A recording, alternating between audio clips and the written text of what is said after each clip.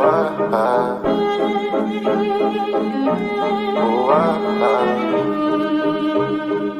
Goyard.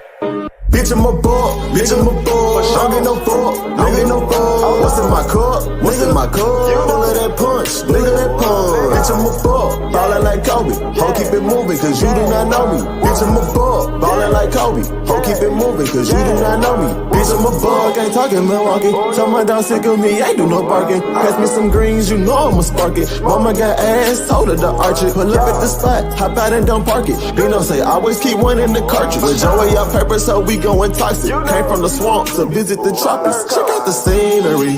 Tell lil' mama to the backwoods right by the lake. And I had some weed on me. Had to retire my cup, but it still doubled up. So pour out some.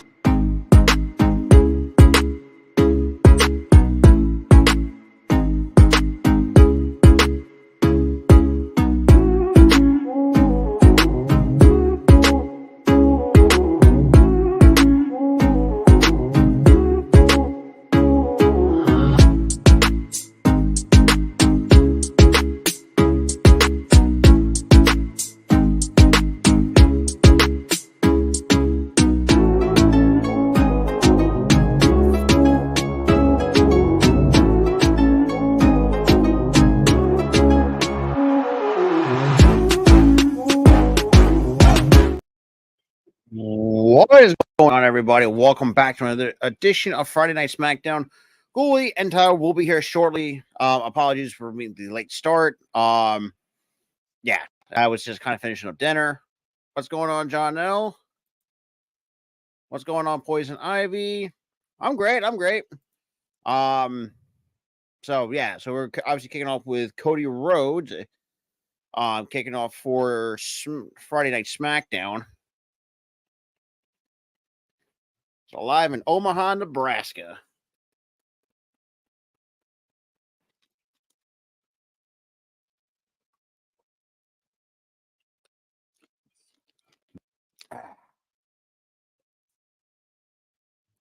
Ooh, excuse me.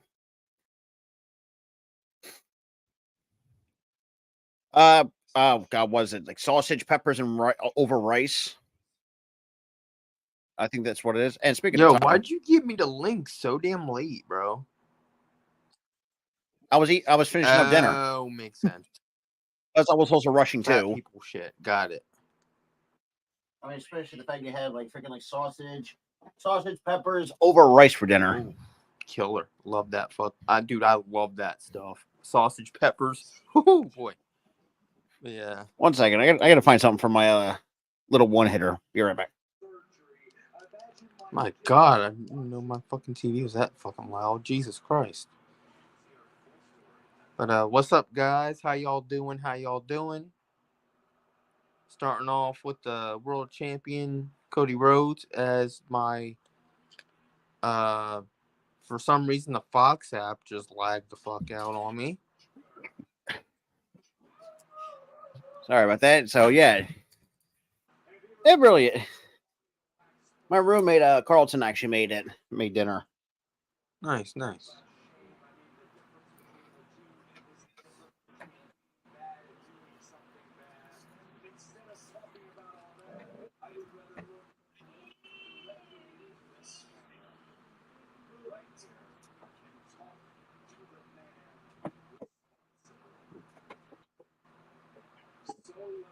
Oh damn. Yeah. I don't like how they made him seem really weak last week. I didn't like that part last week. That's something you don't make the world champion be, is just somebody incredibly weak like that. Oh yeah, I wholeheartedly agree.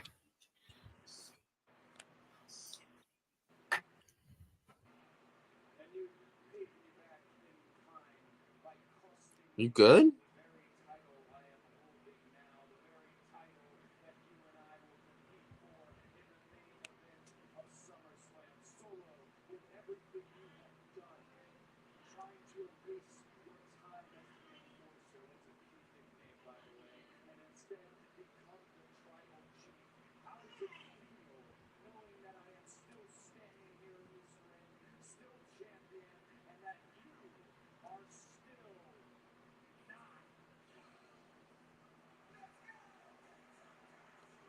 Why?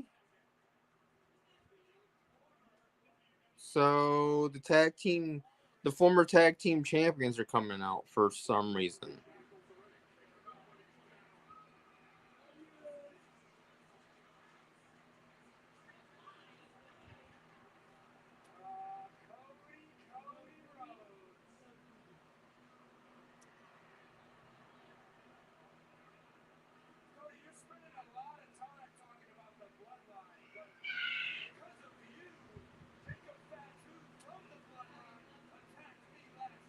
Oh, that's why.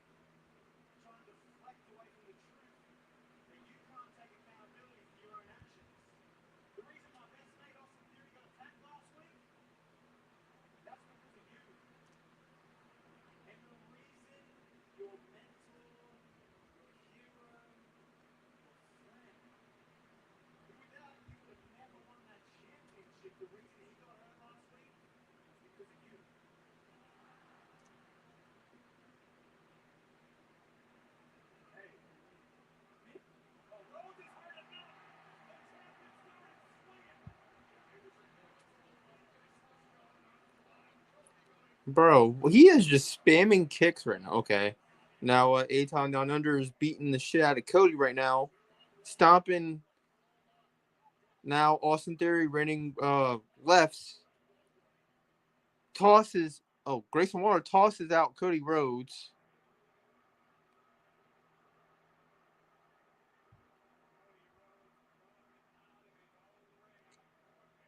Wait, who the hell?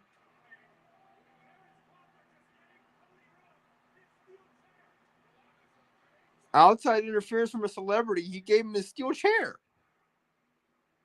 I don't even know who the celebrity was, but oh, disaster kick by Cody Rhodes onto the chair.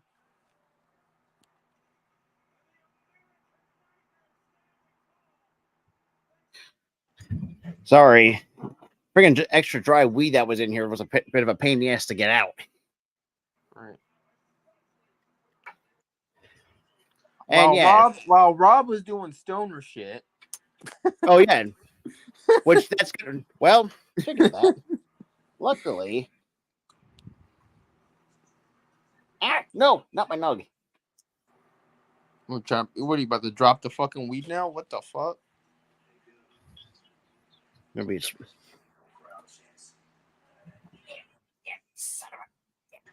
There we go. Got it. God damn it! I'm knocking shit off my fucking desk. Yeah.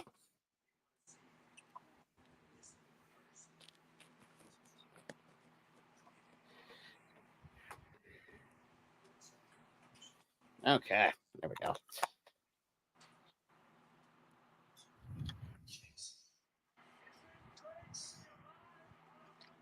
The gimmick BS.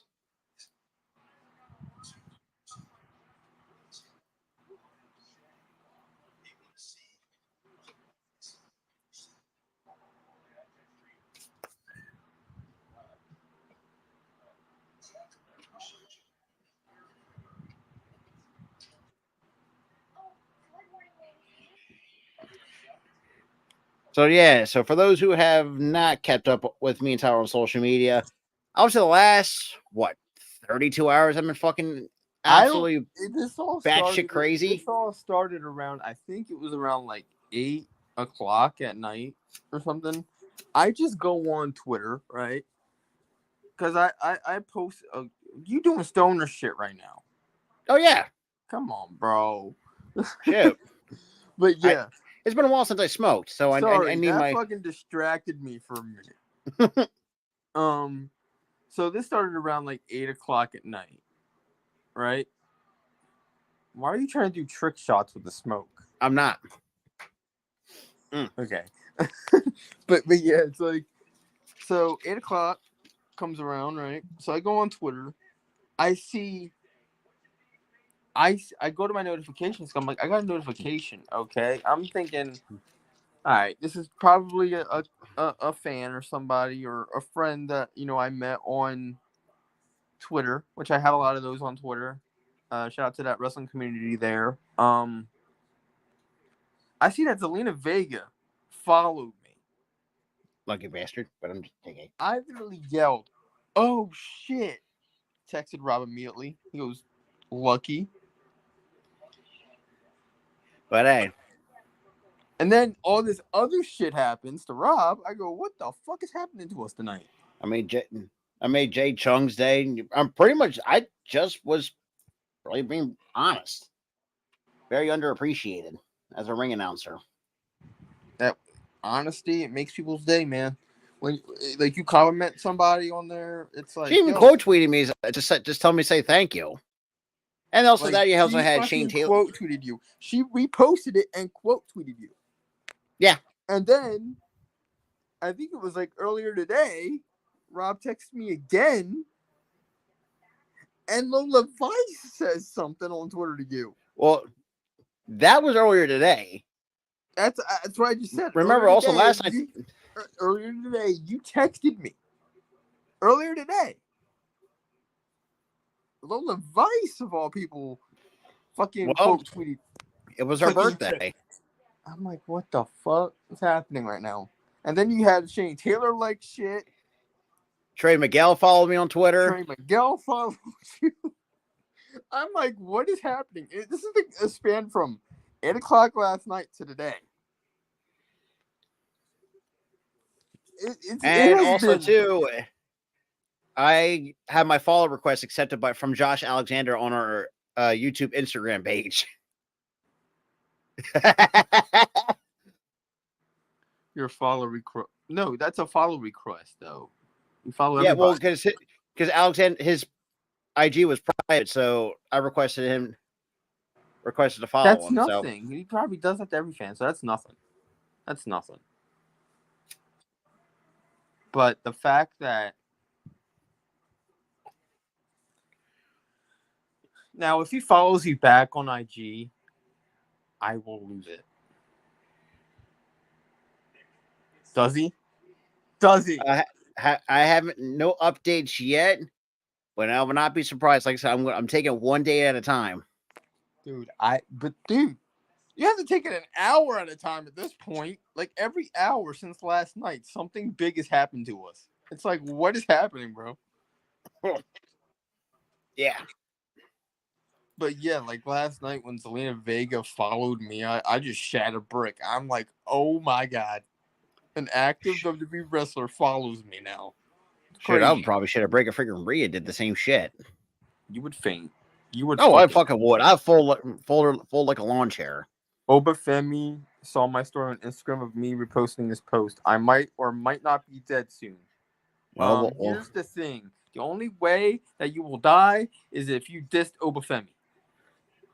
If you diss that man, you will die. If not, you're fine.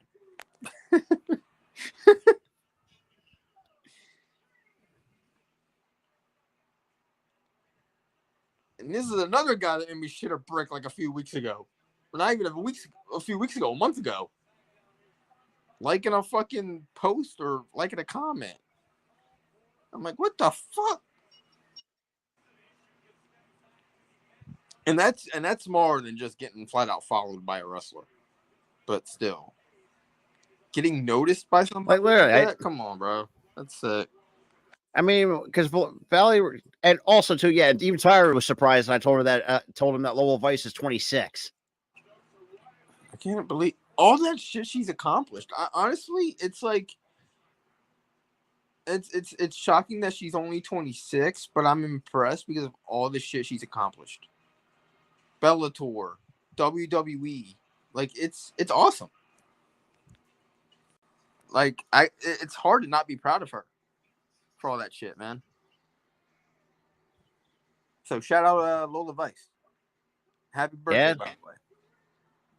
I captioned it saying scariest man alive right now. So this is basically what happened that made Jade Chung say, which for those who don't know, yeah, she's married to the Walking Weapon. Lucky bastard. I'm just saying. But look, Josh Alexander, from what I've seen on his IG, dude is a good looking dad. He's a great dude. You captioned it scariest man alive right now. It's more so a compliment. So if he finds you, you're not gonna die. You're probably gonna get a hug or a high five or a handshake or something. You're not gonna die, buddy. You're fine. So basically, what happened was now if you diss the man, you're pretty much fucked. But if not, you're fine. Which is this what you said was a compliment. So you're not gonna die.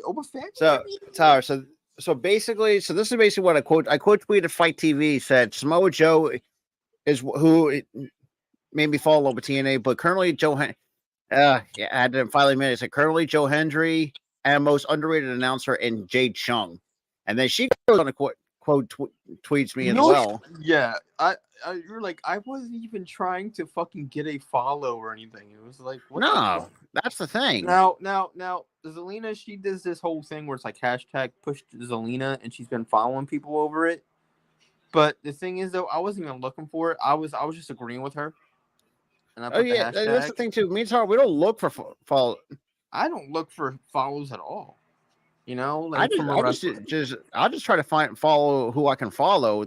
There, especially when it comes to TNA wrestlers who are starting to become my favorites. And I agree. And the only thing I did was agree and put the hashtag push Zelina. But I didn't know she was following everybody for it. But like, here's the thing though. I put that because I agree. I absolutely agree with her. Like, she needs to get pushed. She's a great talent. You are wise to your afraid to destroy you. Yeah. The fucking. Ain't kidding. Yeah, to praise. I'm not. You probably. I don't know, but he probably would say that. You know, I shall spare you your life. Yeah. Oh, golly!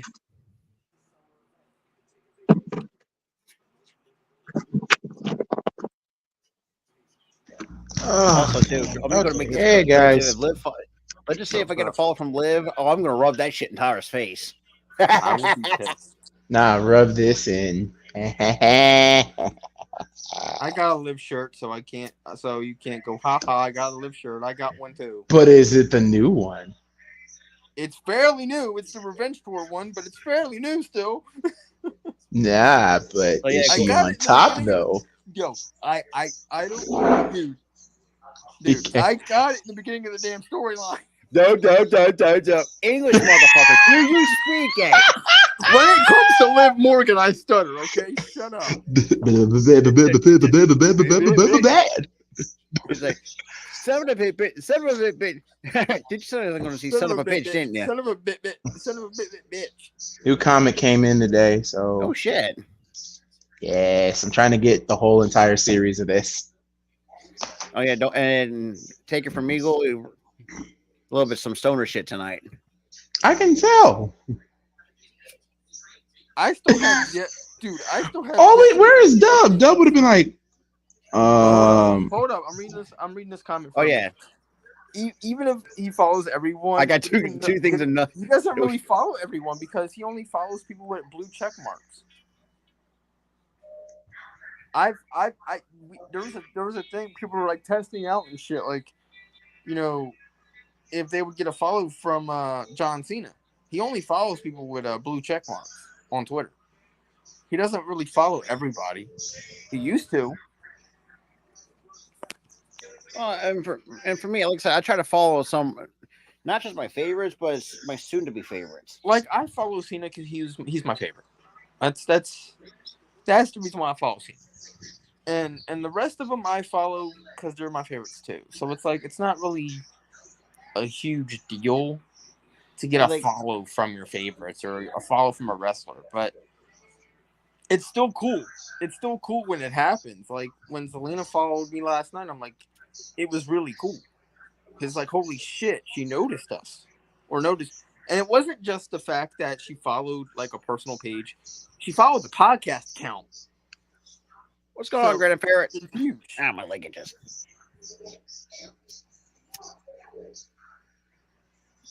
Oh, so he doesn't follow only verified. He pretty much follows everybody, whether they have a blue check mark or not. Cena, you're on the clock. Oh my god, I do not want to see this shit on my screen. Get this piece of garbage filth off my screen. Who? A fucking molded orange and a goddamn hypocrite. Molded orange and hypocrite. Yeah. You put 2 and 2 together, Tyler. Yeah, Goy. You know, Does probably get me jealous because I got like two swift Yeah. weed. Oh shit. Yeah. Just to let all you guys know, I'm so happy to be live, but all next week I won't be live. I know Rob and Tyler would pull the fort. I will be out of town on Thursday, so I'm trying to get my mind set for this trip to Tennessee. So yeah, so my mind is Where are you going? Take me Nashville? Where are you going to Nashville. Going to Nashville. Nashville. You're going to that yeehaw city. Yeah, we're leaving Thursday morning. We won't be back until that Sunday in the afternoon. So yeah, I need all that time to just get my mind and stuff at ease. So that's why I won't be live as much all of next week. I know Man, these. if you come back with a southern ass twang, I'm gonna laugh. Well, back then, back then. Man, It's happening. how y'all doing? Y'all Please don't tell me Crawford's wrestling with Cody. Wait, who? I doubt it. Crawford? What just happened? Terrence All I know. Yeah, Terrence God. Crawford's in the crowd. Wait, No, I doubt it. I don't even know who the fuck that is. Wait, Crawford. Wait, what? Who? All I know is one Crawford, and that's Corey Crawford. You know what Crawford I know is Jamal Crawford. That's Oh, Oh, I'll yeah, say Jamal Crawford. Oh, duh. Carl Put Crawford, anybody? That's all I know is Jamal Crawford from the NBA. I know 2 Crawfords. If Jamal I had, and Carl. Carl And now Crawford? his son, Justin. Yeah. Justin Crawford. Oh, and also baseball Corey. player. You forgot That's about Corey right. Crawford. Who? Corey Crawford, Blackhawks goaltender. Not a hockey guy myself, so. Let's just say he was kind of one of the big reasons why you guys didn't get that championship. Ah, right. He was a stone wall. I think that was his 5th year too. We couldn't get anything past him, Rob. No, it wasn't even that. You Last couldn't even season, stop. we It wasn't. couldn't get anything past this motherfucker. It was Patrick Kane too. Patrick Kane was also the Patrick reason. Kane, dude, Patrick Kane in that series back in 2010 was a thorn in our motherfucking sides. And also, too, Goalie, you know Lola Vice is just turned 26? I know. I didn't even know that because I'm like, all this shit that she's accomplished. She's only 26. This don't make Yeah. no dang sense. These youngins. I mean, shoot. I had freaking... shit, I even had a freaking like from Shane Taylor Terrence himself. Crawford. Yeah. Yeah, Like Terrence. this, pretty much, I just commented to the dude because the dude has a Who the hell look doesn't know Terrence of a world Crawford? champion. Is that who's there right now, Terrence? Terrence Crawford? Yes. Wait, who the fuck is Terrence? I might have heard that name before. Yeah, Goalie. Last time on Dynamite was fucking funny with Mariah. I just saw the he's vid boxer. of Yeah, Tony now. of Tony Wait a Schiavone like this. Come on, bitch, beat my. Ooh. Y'all, I'm dumb. I know who that is. It's the I boxer. didn't realize Kalani Jordan was young for her age too. Sure, she's dating. What I'm Carmelo told Hayes. she's Carmelo Hayes, who's facing Andrade right now. Yeah, Kalani. Kalani looks young. Though. Kalani does look young. Oh, excuse me.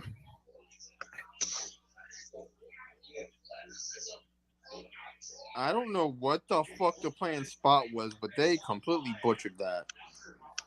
Butchered. Butchered. I don't know what we're saying right now. I have no fucking clue. I think it's probably the weed that's going to my brain. No fucking reason. No, he's not coming back to Chicago. I think he is staying in. I think he went to Detroit. He's resigned with Detroit on a 1-year extension. Oh, shout Yeah, out he's in it. shout out to Green Ferret for finding us on here. Welcome in, new viewer. Welcome in. Also, wait a minute. Ghoulie, what did you think about MJF versus Ospreay? MJF winning the championship, I was on, but the best thing about Dynamite was the return of was the Tony Schiavone comment and Darby Allin coming back. Yo, I want to talk about that for a minute. People are soft as fuck. Speak, my brother. The man, yeah, put me on the big screen for a minute. I am. People are soft as fuck with that. After that whole thing happened where he was like, "Well, speak, bitch," which honestly I found fucking funny. Here's the reason why I found it funny. It's not that fucking serious. She's a heel. She's playing a bitchy character, and he was acting in character as a face. Yet you're out here saying, "Oh, he called a woman a bitch." Oh my god! It's not like he was a heel saying it to a face. That would have been different. I would have been like, "That's in poor taste." But she's a heel. He's a face. And plus, other fucking females are calling each other bitches on that damn show. That is true. You have fucking men calling other men bitches. But that's where you draw the line? Come on. That shit was funny. He like, come on, speak, bitch. I'm like, soft as baby shit. This was me. I was like, oh. So Andrade beats me and Rob, Carmelo. Dude, me and Rob fucking died laughing on stream when that happened. Because but here's how it happened. This is why it was so funny, because the crowd was like chanting something, or it was like, "No, we want Tony." That's what they were chanting. Yeah. She wouldn't speak. She goes to speak. She puts the mic down, and Tony, out of fucking nowhere, says, "Well, speak, bitch." I'm like, yeah, no! Tony Schiavone was the one that said it. It's all over Instagram. It's funny and as then that. Taz and fucking Jared are like, "Dude, what the fuck?" and then they're like, "Oh, I'm sorry, but y'all know how I feel." Also, last week, BBL Bailey. Good lord, please. That comment was funny as shit. The BBL Bailey thing, that was funny as hell. BBL Drizzy. That's the joke, Rob. That is the joke. Also, question of the night. This is a question of the night for you guys. Shoot. Because when I was driving Taylor home, this question came about on the podcast. Sorry, Goldie, before you did the question of the night, I just saw Naya, and good lord, I'm swooning. Anyway, keep going. With the whole "they not like us" and all of that, right? Yeah. The question is like, good God. I think you're getting distracted. We should distracted by that some massive melons. Okay, Rob, keep it PG. The hair, the face. It's unbelievable. That's what I was looking at. She is beautiful. And Bailey too. Unbelievable. It's unbelievable. Anyway, could Drake ever come back from after They Not Like Us? Simply no. Fuck no. No. Chat, what do y'all think? Because to me, no, but at the same time, you can't discredit, and one of these guys on the podcast said this, you can't discredit what that man has made. I'm gonna say this. He collabed with a pop singer. I rest my case. Nah, he can't be in pop. This is the best thing for Drake is to do R&B. That's basically what it is, because he can sing his butt off. All he ever does anymore. Yeah, he doesn't even rap anymore. What's up, Poison? No, we haven't heard anything from him ever since. He did a collab. We'll take that. We heard something. It was from Sexy Red. Hold up. He did a song with a fucking pop singer. Oh, okay. But then you also got the Sexy Red song. He did a collab with her, and they've been blasting that everywhere. That sounds terrible. I'm sorry, that sounds terrible. Speaking of Sexy Red, F Sexy Red too. She's a Trumpy, yeah. No, she's not. let me say this. She's voting for Orange Man, but at the same time, she's anti old man, even though both of them are old as fuck. Anyway, Kendrick, his idol is Eminem. I'm not surprised. Did Drake from 2012 to 2014 all the way until, you can tell it's the internet. All I can say about with Drake, can he recover? To me, if he was to come back from the whole thing where Kendrick dropped that, that whole thing was like, you're a pedophile out of fucking nowhere. It's like, yeah, I don't think he's coming back. Yeah, no, it was not. To me, the line that really had me was beat your ass and hide the Bible if God's watching it. I'm like, oh, I'm sorry, I might use that saying from here on out. And the fact in the music video, he did exactly what the lyrics entail, and he hit a fucking Bible. Mm-hmm. Yeah, beat the Bible with the. Yeah. Drake's career is dead, especially after that video of him kissing a teen on the lips at his concert. Oh. Oh yeah, when I saw that, I'm like, oh my god, man, he ain't coming back. He ain't coming back from that. That's just gross. Kissing a teenager, bro. But I'm gonna say this too, Drake. You know what? Him being pedo. How about this? MGK is a pedophile. I don't care what anybody says. Who goes on Twitter or X or whatever you want to call this platform now? Who goes on there and says a minor looks hot? Mind you, this was Eminem's daughter he talked about. No, remember that? Yeah, he said that Eminem's daughter was hot. That wasn't the biggest thing at the time. It's like diss track. I do remember that shit. Yeah, and then his fucking diss track. Yeah, kill shot. Yeah, no, because I'm sorry, Rap Devil was trash. Rob. Kill shot was Eminem's diss track back. No, the worst. I'm sorry. Rap Devil was trash. It was trash. It was ass. It was trash, but it was like full of contradictions. Like the dude was dissing him, but also complimenting him at the same time. Yeah, complimenting him. Yeah, this is what let me know about MGK as a rapper. I'm like, when you diss somebody, you doofus. You don't compliment him in a diss track. Yeah, you do not do that. What's up, Steve G? Shoot, listen to the opening to Kill Shots. It's like compliment me on the line on the next. It's like even M is like, what the fuck? Like this, I'm perplexed. I'm like, shoot, I'm really sorry you want me to have a heart attack. I was like, and then that dumb interview with the Breakfast Club. And I'm sorry if anybody listens to the Breakfast Club. I'm sorry. I'm gonna say this. That's ghetto shit. Let me say this about the no, it's not just the ghetto part. Let me say this about the Breakfast Club.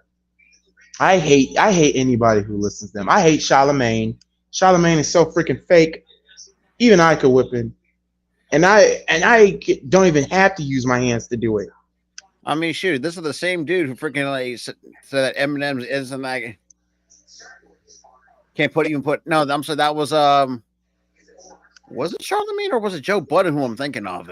Joe Budden too. He was another person that was dissing him at the time, and M got on him. Actually, to be honest though, Joe Budden is another person. Chance basically destroyed him with this. He says like I respect Joe Budden, but he say I'm not the culture, but like I am the culture. That's why he you hear him like taking a 9 to like on Monday through Friday with a 9 to 5. I'm like, oh damn. Shoot, Chance murdered him with that. I was like, he didn't even have to rap. Now we got BBL Bailey and BBW.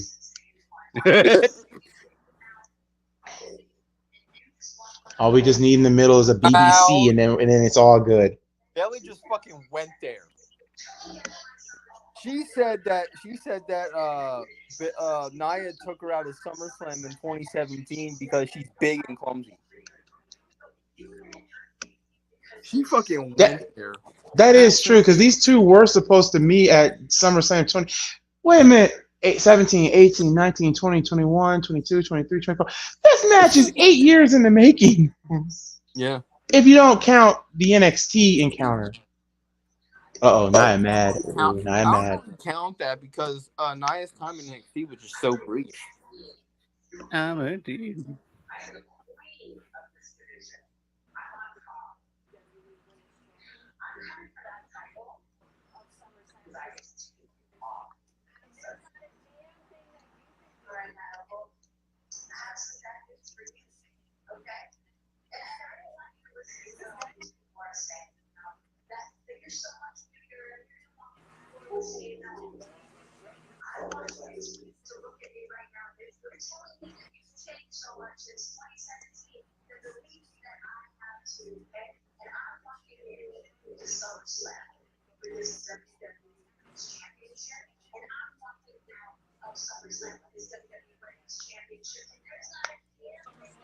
Mm. Mm. Mm-hmm. Yeah, Nia irritated. She irritated. Like, can I leave now? She irritated. She's really. You can tell she's really irritated. And she lost so much tremendous weight too. I don't know how any of y'all can hate Nia. Jeez. You can no. There's a reason. There's a valid reason because in her first run, she was sloppy in the ring. She was stiff in the ring. Very stiff. Like that's the thing. That's the thing with her.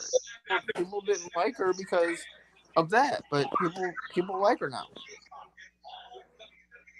She put the time and the effort and the work in. Lordy. Oh God. Hello.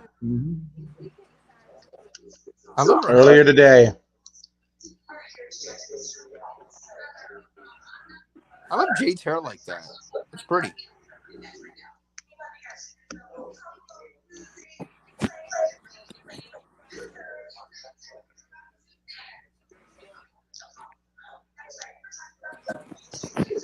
It's the blush. I think it's the blush, Damien, why she looks redder.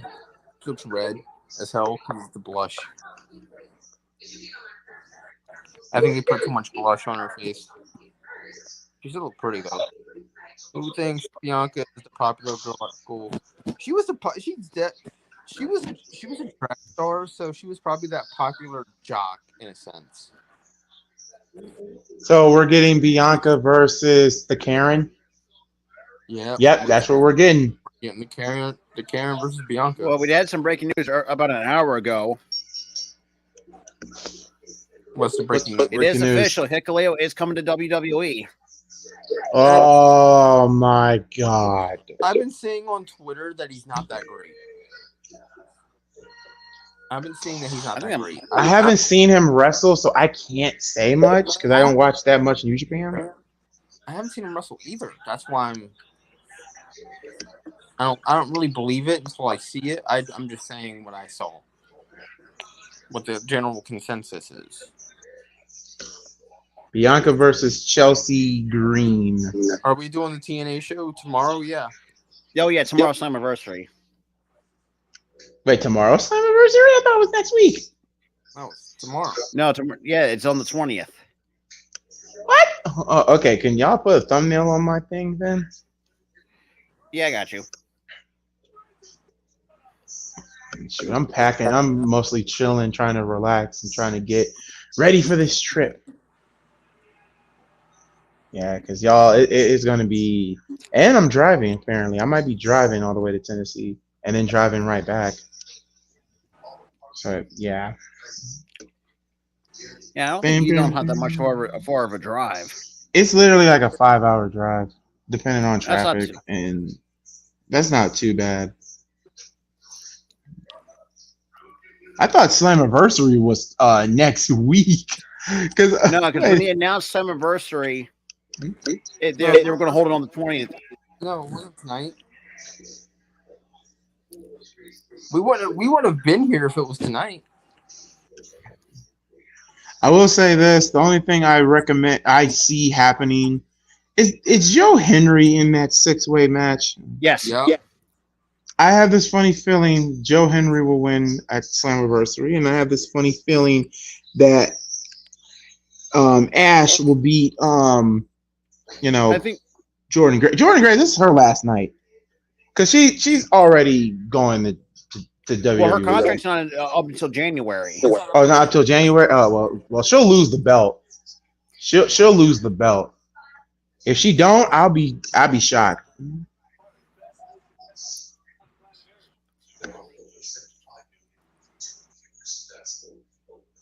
Also, that How many Deadpool. more rescue shows do you need, Fox? My God. You already have 911. Now you have to have this? Come on, man. How many fucking rescue shows do you need? All of them. Everything. Fucking ambulances, fucking helicopters, fucking firemen, police. Everything. You think Jordan Grace takes a little bit of time off and then come back? I mean, if her contract is up in January, she can't. Oh, she ain't gonna take no day off. Now her final run, can you turn her into a heel? That would be interesting. I don't know because like she's still so, like it depends on like if she's still over as a face because right now she's red hot as a face. So I don't know if we turn her heel. I don't know about all that.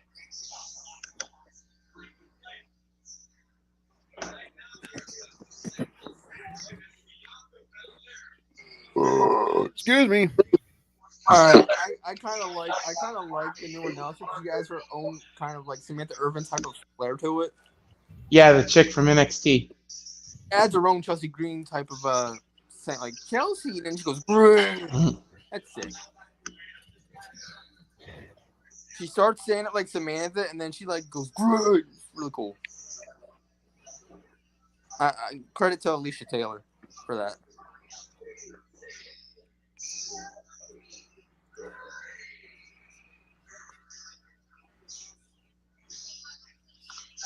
Oh Lord, WWE, I get it. I totally get it, but I hate it. I hate this. I hate the Karen gimmick. But Chelsea's doing what she does, so It's over right now, man. It's over. fudge. That's the Fudge thing. It's buckets. over with the fans. People love Go it. back to the TNA when she was what, a very crazy left at the altar They're not bride. gonna go Laurel back Van to Ness. another gimmick if this Yes. gimmick is over. That's the Damn thing. it. Boo. The What gimmick should is let her? over, man. At least, can you bring Zack Ryder back then? I mean, Matt Cardona back then? She's been pushing for it. She's been pushing for it herself. Like she wants Matt Cardona back in the company. So I agree. Sure. Like that's the thing. Chelsea's been pushing for it. The NBA, as in the NBA title, you gotta be more specific. The All-Star game, Rookie of the Year. I think they mean the whole thing. It might be the Liberty. I hope it's my Aces, but they've kind of It's most likely it's going to be favored towards the Liberty. Yeah, the Liberty are taking it. The Aces took a step back, so they're probably not going to even be there. But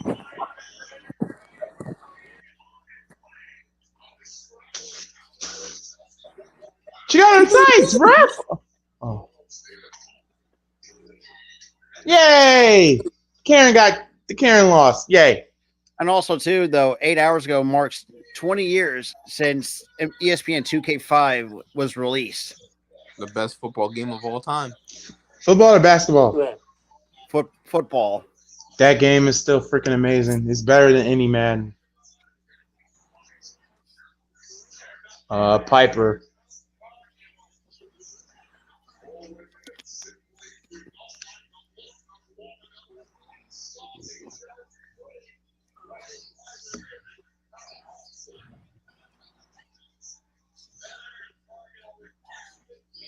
Did she just say whoopsie? Did this woman just say whoopsie? Lord. What the fuck? Well, it's kind of funny, too. Their Isla and Kaylee Ray's tag team is called the Unholy Union. That's honestly a badass name. Not gonna They need lie. a manager if you're going to be called the Unholy Union. They need I mean, I'm thinking... but they can speak though. They don't need a manager. They can speak. You only really need a manager if you can't speak and you need a mouthpiece. I'm going to say this. They're losing those belts at SummerSlam. Yeah, I feel like they're too. And then now watch, if this happens, then everybody's going to say, what was the point of having them win it just for their home country? I'm like, pretty much. I've already said it was. It was like that. The contract signing between Togan Douchebag and the Yeah Man, that's up next.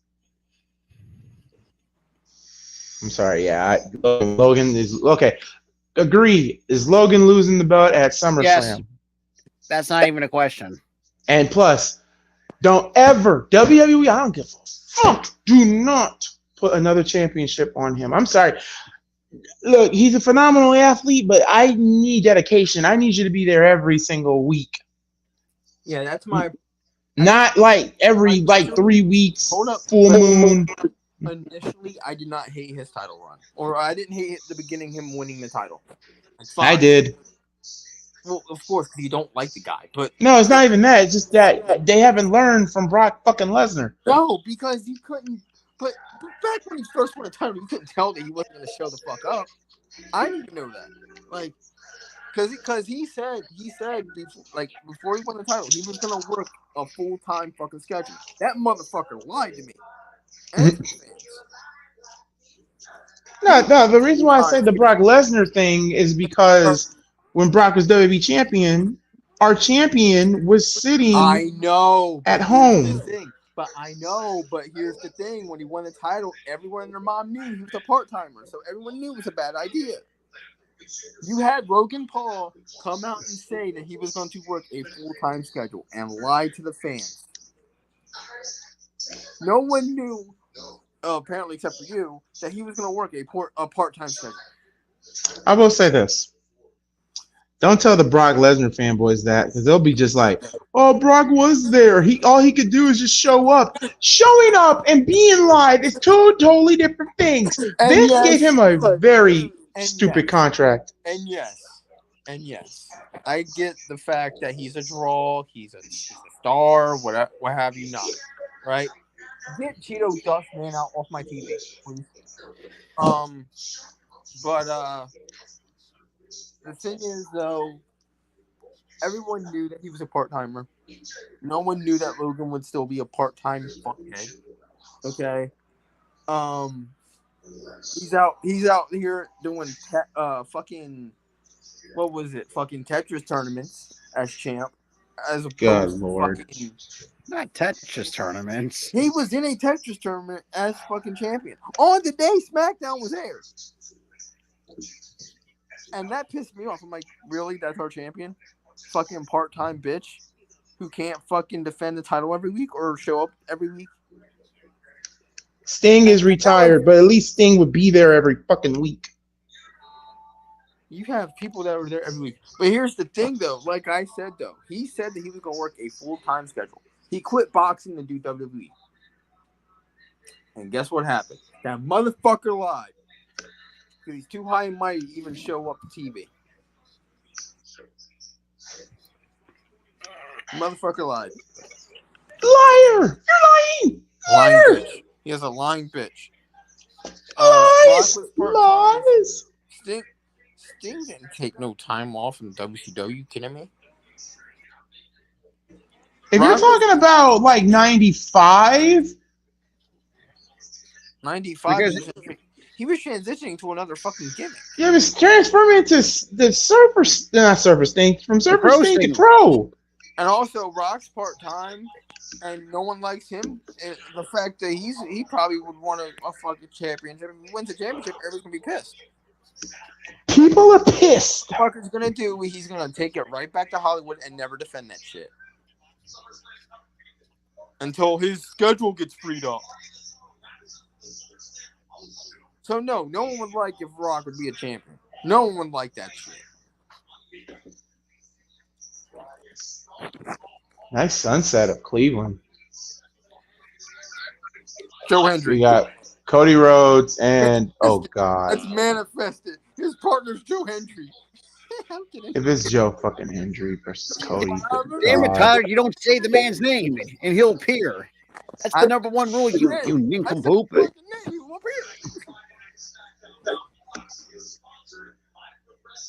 So basically, he's Beetlejuice. Beetlejuice. That's basically. Yes, but you don't have to say it 3 times. You don't have to say it once.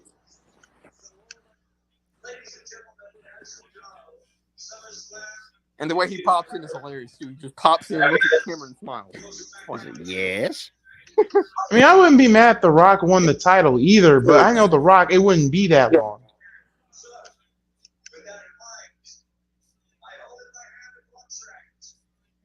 Tyler, did you get college football yet? I want to.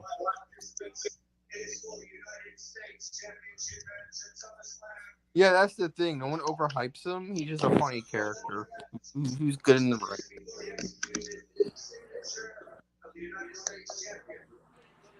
And I understand too, like wrestling is not supposed to be serious all the time, which I understand that.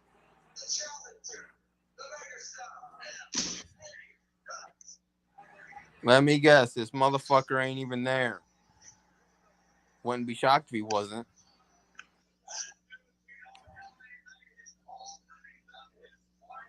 I would be pissed, Juice, if Omos was his fucking partner.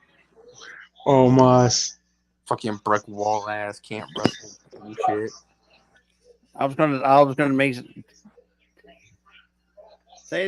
make a comment, but I'm not. I'm gonna keep it to myself. Yeah. What were you gonna say? Out. Omos is like the black version. It's like when the Great Khali when he's overcooked. I'm not going to hell. I'm not going to hell. Too late. I've laughed. I'm not. I mean, think about it. When you leave shit and cook for too long, it turns damn black. Stop, bro. We're almost canceled, so it's okay. Sorry, don't you expect nothing less out of the three of us? No. You always say out of pocket shit. Logan douchebag. Logan the douchebag Paul. I The hope your Maverick. gets fucking wrecked by fucking. Oh, yeah. Also, too, I got some crushed. I have some crushed orange soda chilling in the fridge. Nice. Also, your outfit sucks. Speaking of racism, what y'all hear what Jim said about Vince, him doing racist things? I believe that bullshit. I definitely believe that shit. I feel bad for Ginger for that shit. Well, not just that too.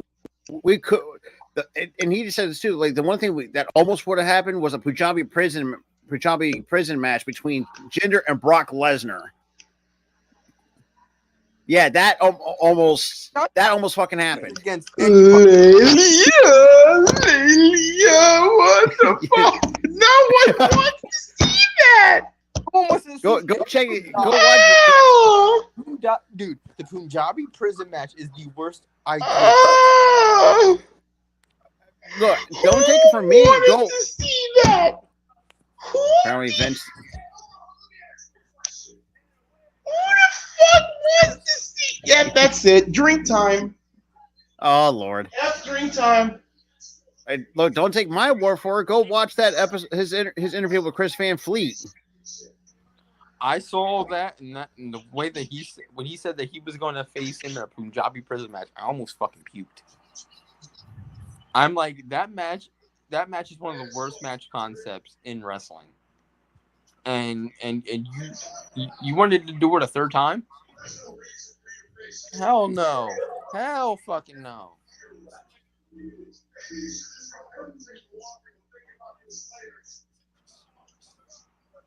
Up your ass.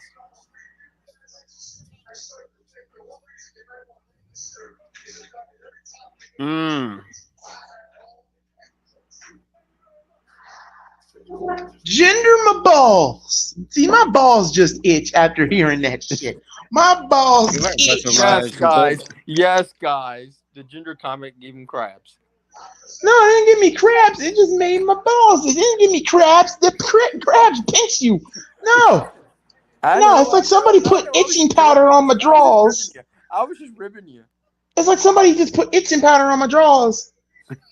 And boom, they said the gender my balls. There it is. You know what that gave you? That gave you that oozy hot.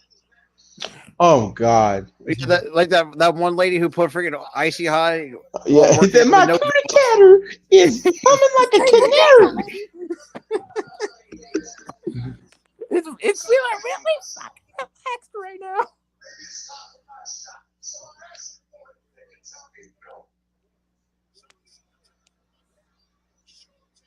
Damn, I don't even like his hair. No, I'm like Kendrick. I hate the way that you dress, the way that you look, the way your hair looks. You hate. floppy ass head he has.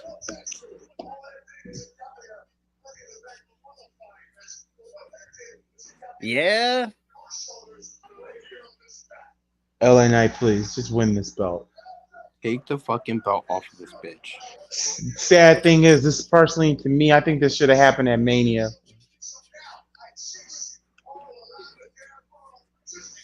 But that would entail that Logan Paul has the fucking title for the rest of this year. Nobody wants that. Nobody wants that shit. I mean, the Punjabi Pearson match was just on idea. It was papered, but it was just. I'm sorry. It's not. Yeah, I mean, there's only one that was good, and that was the first one: Undertaker versus Big Show. Yeah. But in concept, it was a good concept on paper, but the problem was the execution was just so bad.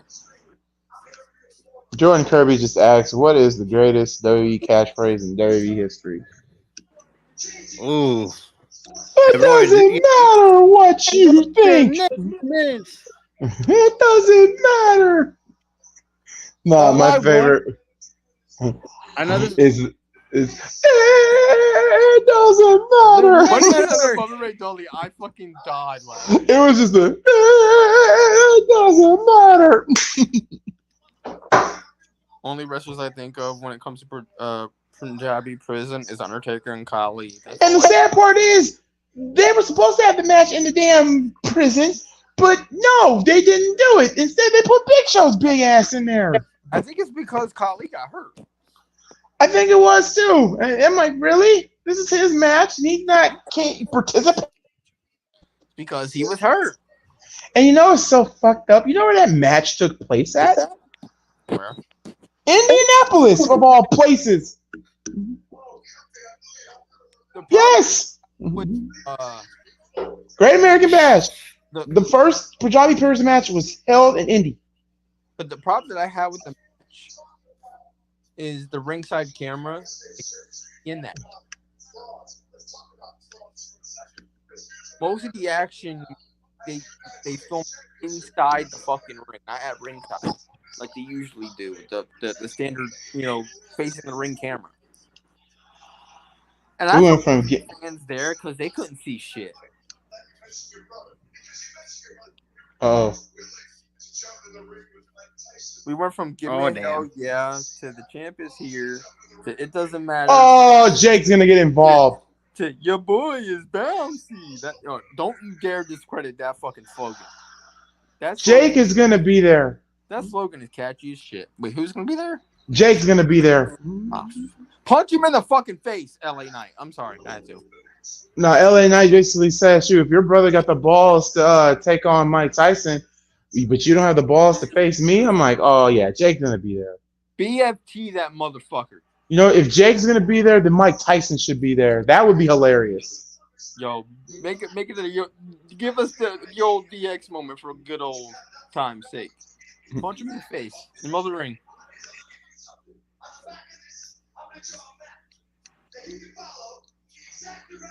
Come on, you're getting LA Knight chance. Pull the fucking trigger at SummerSlam. Pull the trigger.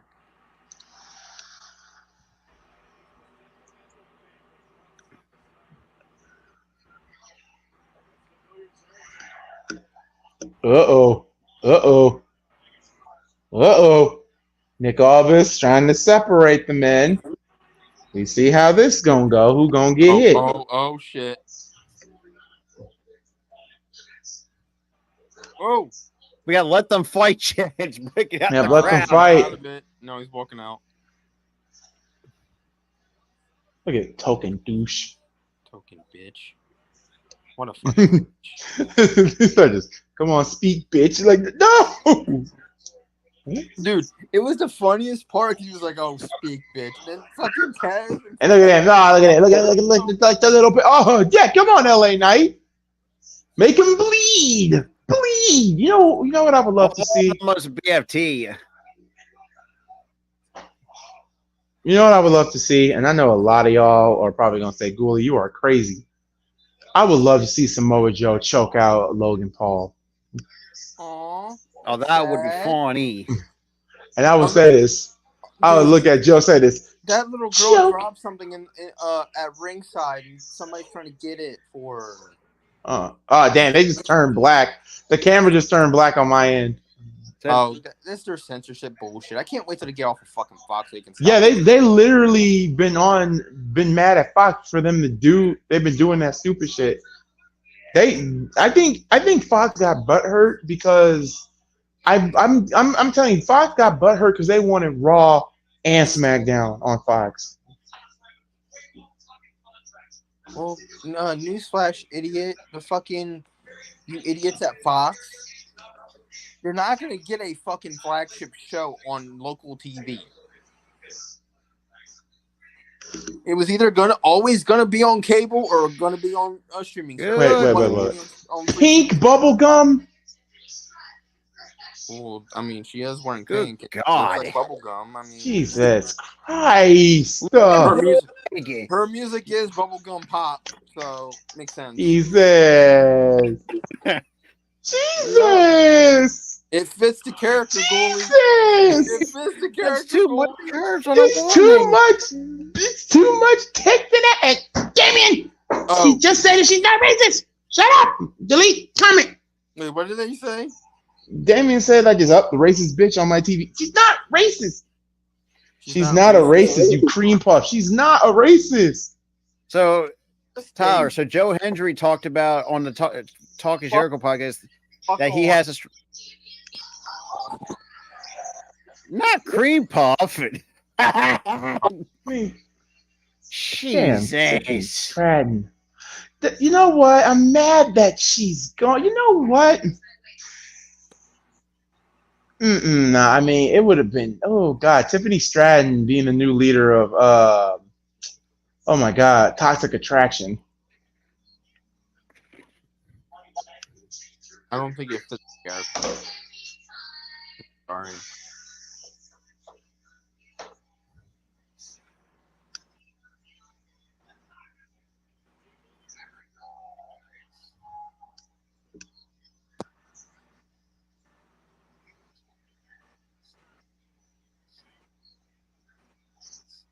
And the funny thing is, you know, her being heel and all, I'm going to tell you right now, she is going to make a phenomenal baby face. That's another thing.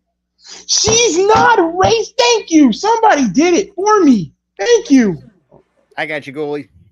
Jeez. Kitty corner. Yay. It's tippy time. Damn. I mean, shoot. At some point, Luba, you got to put a baby in that oven too. Shoot, he's at home right now. Oh, she gets to compete? Wait, who's behind her? Oh, Nia. Damn, fucking I'm telling rocking you some guys, Daisy Dukes. Good God. Is gonna turn on Tiffany Stratton, turning her face. I'm telling y'all right now, please, and I mean please put Alexa Bliss on SmackDown because I want her to be. I want a storyline between Nia, Tiffany, and Alexa Bliss where Nia is caught in the middle. Dude, who is letting you cook tonight? Me? Because I'm thinking about the logic of that, and it makes absolute total fucking sense. It makes total sense because number one, Tiffany Stratton will automatically be champion. Now, I would think this will be a way to turn Nia into a babyface in a way, but at the same time, you know, it's like you're gonna pull, like we're gonna turn her into a babyface, but no, we're not gonna turn her into a babyface, and turn her into a babyface, but no, we're not gonna turn it. It should be Alexa Bliss should be the one that knows Nia way better than anybody. So, can I tell you something, Prestige? I will die on that hill with you. I don't really like her new theme. It's catchy, but her old Daft Punk. Speaking of Daft Punk, you just made the list. You mean Def Rebel? You mean Def Rebel, Daft Punk, Def Rebel, they're deaf. Dude, Daft Punk makes better music than those shitheads. That is true. I'm sorry. Def Rebel. Dear Def Rebel, can you please stop ruining entrance themes? Can you just do us a favor and stop doing that, please. Because my God, Sheamus's theme. Oh my god, that set me off on Monday. I'm like, they really changed this fucking theme. I don't think she's gonna be a part of the Wyatt Six if the Wyatt Six already got 6 members. It makes sense for her to be on SmackDown. And you can say only count. You can make a case like, oh, I only counted 5. There's not 6. Think the lantern. It's supposed to be Bray Spirit. Jeez, that's funny. Why does Death Rebel drop an absolute banger every month only to ruin 10 other songs? Sheamus, there was nothing wrong with Sheamus. Like they're the same ones that made Roman's theme, which is a banger. Who else? Pete Dunne's is like a remixed version of his other theme, which is a banger. Who else? Jade's is a banger. Bianca's is a banger. Who else? There's Bailey's that are bangers, and it's just like then they just completely just like rip the fucking part of the group. Look at the QR codes. No. That was a smoke screen, Damien. It was a smoke screen to make you think it was her, but it's not. Oh yeah, man. That's Universal Basic guy. What the hell is this? ET. New basketball league?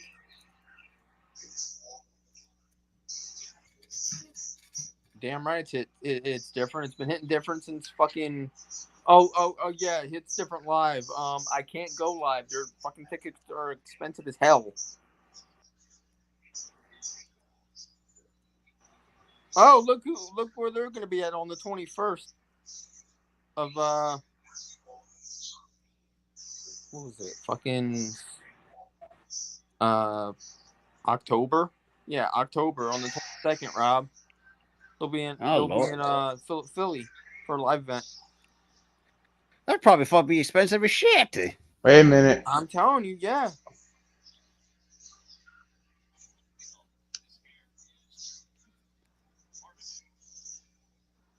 Denver, Dude, okay, dude, if they change Trick or Mellow song, the one I would go off if they change Trick. That one's unforgivable. That would piss me off too. Like, come on. That's a fucking banger. Ironically made by Def Rebel. And I think I saw a video about this too. Why? I mean, like, because like Jim Johnson, like they were gonna have to constantly have them in different, like, I guess, like a payment plan, and stuff like that. WWE's gonna, anytime when Jim Johnson makes, he's gonna have to pay the right. WWE's gonna pay whatever the cost is for the rights. So just because, so the reason why you changed Sheamus' theme recently to Def Rebel bullshit is because you're cheapskates. Pretty much. Fucking bullshit. You have Alexa Lopez looks amazing. You're a multi-billion-dollar company and you're cheaping out like that? Come on, bro. All pissing me off.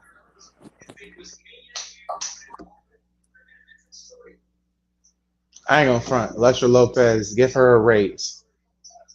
Fun as fuck.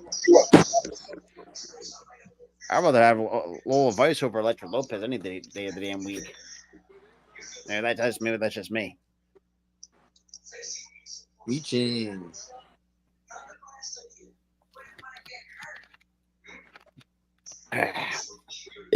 Excuse me. God damn. Jesus Christ. Woo, wee. LA Knight versus This is my second favorite, or technically my fourth favorite soda flavor. Cherry Coke. Cherry Pepsi can go F itself. All right. Prestige. After I saw that man wrestle, he was throwing Wesley like a small freaking child. Okay, I'm a truther too. I'm an open family truther too. Meechin. Yes. If Keith Lee coming back, please let him come home. Let him be home. Let him come home. Give me Braun Breaker versus Keith Lee. That would cook so much. Give me Braun versus anybody. I'll even take Jinder Mahal versus Keith Lee. That's how bad I want Keith Lee home.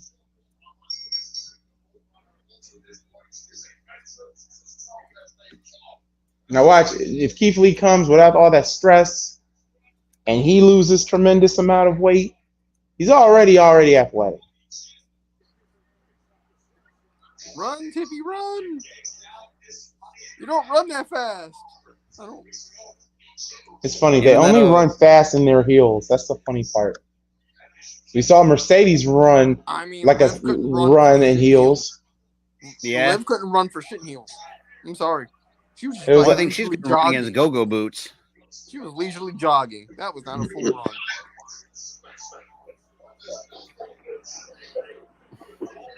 I just love Nia's reaction to that slow-mo. She's like, oh shit.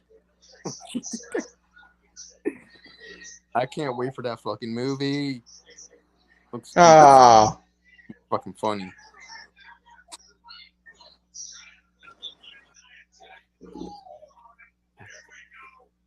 That Deli go around move that we saw at Money in the Bank. Oh no, Deli go Alabama slam.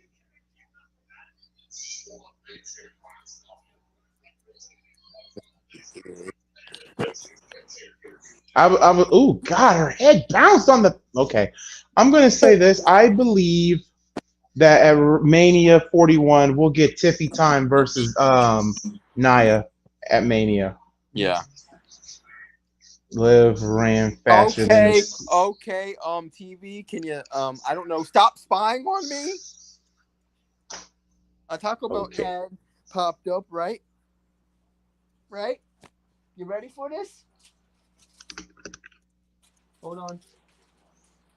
I'm having fucking Taco Bell. Quit spying on me, TV.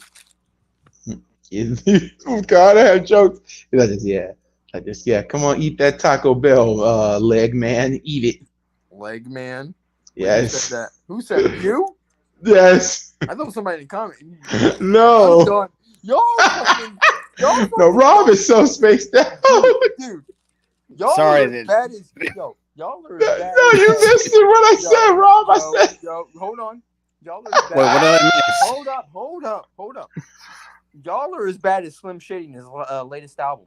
Yes. Y'all are as bad as him. Yeah, he said it's F blind people and deaf people suck. I'm like, what the fuck? You like this F midgets. I'm like, oh God, this is I'm like, did I just get MGK'd? Pretty much. No, yeah, he made fun of Christopher Reeves again. I'm like, dude, this man has been dead for over 20-some years. I was like, I'm honored because I just got MGK'd by Eminem on his album. I do shit. Tyler liked that beef and the tacos I see. Oh, beef. Wow, Damien. Ground beef. He likes that beef in the taco. Damn. Why does that remind me of Gordon Ramsay? He was like this. Oh, this ground beef from yesterday. Ground beef. It's Where's the lamb sauce? I just love that little segment he did on. It was on a late night show where it was like him and John Legend. Oh God. Where did the chicken cross the road because he didn't fucking cook it? No, the one that really fluffed me up is somebody threw a whole money's worth of pasta in the bin. He was like, "Look at all this pasta here in the bin. Look! He was so angry. I'm like, oh. Damien, we know you like that pepper and salt and enchilada. Why do you gotta make me having a fucking taco sexual for, guys? I don't know. You like to put something rappy in your mouth. God. Oh dear God! Why do you guys have to fucking go after me like that tonight? Jesus Christ. It's like, do me, baby. I can never do before. Y'all in the comments are ruthless to me tonight. Jesus Christ. I believe in all of you to join the bloodline. You know what I gotta say about that? Rob is so spaced out. God damn it. But I'm I not joining smoked a little solos bit. because that man is trash. Oh, you I'm smoked a joining little Roman. bit? Okay. Okay. Dude, I'm gonna say right now. Smoked, like, Who is the hottest between these three? Who are the hottest? You have to marry, F, or leave. I'm not gonna say kill because these three women are too damn pretty. They don't need to be killed. Nah, I don't want to kill any of them. Tiffany Stratton, Mm-hmm. Mandy Rose, Alexa Bliss. Oh, I'm marrying Alexa. Easy money. Easy fucking money. That's a crush. No, that's a Bliss. I'm sorry. Tiffany Stratton, Liv Morgan, and Mandy Rose. Okay. Mandy Rose, she seems like a stand-up person, so I'll marry her. I'll F Liv. Tiffy, I love you, but you gotta leave, homie. This one is tough. We can be friends. We can be friends, though. We can be friends. We can be buds. Nah, Alexa, because I don't have a girlfriend. Well, New Alexa, 'cause I don't have a Japan. girlfriend. That's just sad, man. You deserve a girlfriend, homie. I'm gonna play Tyler the Creator on. Oh my god, I'm afraid. I'm afraid to say that. Oh, that's nice. They show the results of this SmackDown episode. That's pretty nice. This is tough because I'm sorry. I'm fluffing Mandy. Wait, for me, I'm obviously, fluffing Mandy. Oh, okay. Oh shit. Yeah. Okay, so this it's a little bit tough. It's between other. Fuck. Okay, I'm gonna say. Oh, I know. Fluff. If I I'm let gonna say Liv Fluff. leave, I'm gonna cry. Oh, but You Tiff said was got it the fuck, Mary, leave? Is that yeah. what it F was? Mary leave. F Mary leave. Okay, You so can't marry and screw somebody. This is not how the game works, Damien. You gotta do one or the other with one, and then one or the other with the other one. Like I said, there's only one song I can think about. Like I said, Tyler the Creator, Are We Still Friends? And that's tough because if I let Mandy go, I already said I got Mandy. So leaving Liv, that would hurt me because I'll be like, because I got the T-shirt, and I'm gonna be like, Liv, are we still friends? Oh, I hate that because Tiff got the perfect. Oh, Tiff, Bailey. Are we gonna get it? Are we gonna get the fucking pink? Uh-oh. Nia. Oh, Nia just went through the barricade. Y'all know what's gonna happen after, right? We're getting the pink case. Tiffy in the back. I think it's going to happen. I think we are literally going to. Uh-oh. Oh, and well, Nia just got laid out with the briefcase. Oh, BBL, Bailey. Hold up. I always thought that it was an empty-ass case. There's actually a contract in it. Yeah, there's a contract in it. She's destroying the briefcase. Like, I thought it was just an empty-ass prop. Nah, it's a Dude, wait, is that legal? What, to break Is that legal? She just broke the briefcase. broke the briefcase. It's just a case. The contract's fine. Yeah, the contract. Oh, Michin. If she ripped up the goddamn contract, then that would. Michin beat. She beat Tiffany Stratton. I mean, wouldn't it make sense to grab the contract out, burn it, and then oh, now Barbie's crying. Damn it. Are we still friends?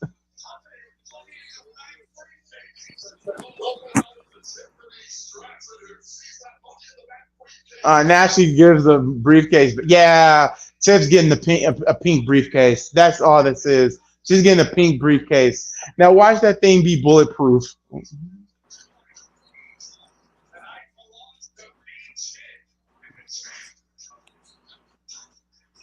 The bloodline. Oh, jeez.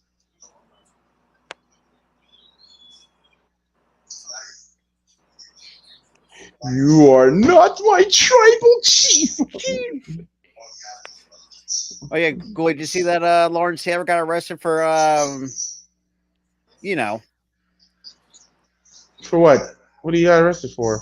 He's a PDF file. If you know. Oh, gee. Yeah, he forgot to register as a PDF file in the state of Florida. Don't drop the soap, LT. Damn. No, oh God, that would be the most traumatic thing. Listen to Tyler the Creator, Are We Still Friends? And imagine soap dropping. Oh, jeez. As soon as the tip goes in, the song should pop in like, Are we still friends? Can we be friends? I'm sorry, Taylor got me into that song, and I don't even care for Tyler the Creator as a rapper, but that song in general is like a sad song. It's like if two friends just parted ways and they won't see each other again. That's how sad that song is. Yeah, Prediction. I'm calling it right now. The mystery tag match thing is, and I'm still gonna call for it. It's Joe Hendry. Prestige said Kevin Owens. What if it was? It's probably gonna be Kevin. What if it was Roman? Just out of nowhere. What if it was Roman? I would shit a fucking brick. That would be surprising. Fucking brick, yo. I would. Well, the main event's up next, so that's a thing. So, Tyler, speaking of Joe Hendry, he actually talked about on the Talk of Jericho podcast that he might be part of the Cena's opponents for his farewell tour. Who, Cody? No, Joe Hendry. Joe Henry. He said if he wins the world title, he wants to. Cool. That would be cool. He wants. I'm pretty He sure wants John Cena to go to TNA. Imagine John Cena in the Impact Zone. No, Cena could. They could have a match on WWE programming. No, I'm just saying. No, not in WWE. Imagine Cena going to TNA. I would shit a fucking brick with that too. Now, what if he won the TNA World Title on his final run? I'm gonna be like, huh? This is gonna be me like this. Are we still alive? Right. I'm probably gonna faint. I'm probably gonna faint on stream. I probably won't be alive. I don't know. Oh God! Why are y'all showing a man shaving his pubic hairs with Gillette? What? Well, What do you have on your screen right now, dude? Now eBay. Oh, that's like 5 commercials ago. Oh my God! This man was shaving his private part, and now Orange Swat Waffle and Hypocrite Hitler and Hypocrite Hitler is on my freaking TV screen. Orange Swat Waffle. I'm done. I'm sorry, and that freaking earpiece thing. We're canceled even more. No, that freaking earpiece thing. There's a lot of people wearing it as a fashion statement. Fuck! Oh Lord, help me, Jesus, because we gonna need it. I don't know. Lord, I might have to take piano lessons and literally say this. I would literally, in heaven, will be screaming, Lord, is the earth worth saving? Are we still friends? I'm sorry, the song's in my head now. I'm sorry, Rob State, I'm like, literally, if you would have smoked and heard that song, you probably would have been laughing / crying. Like, are we still friends? Yeah, I'm gonna put that in the family.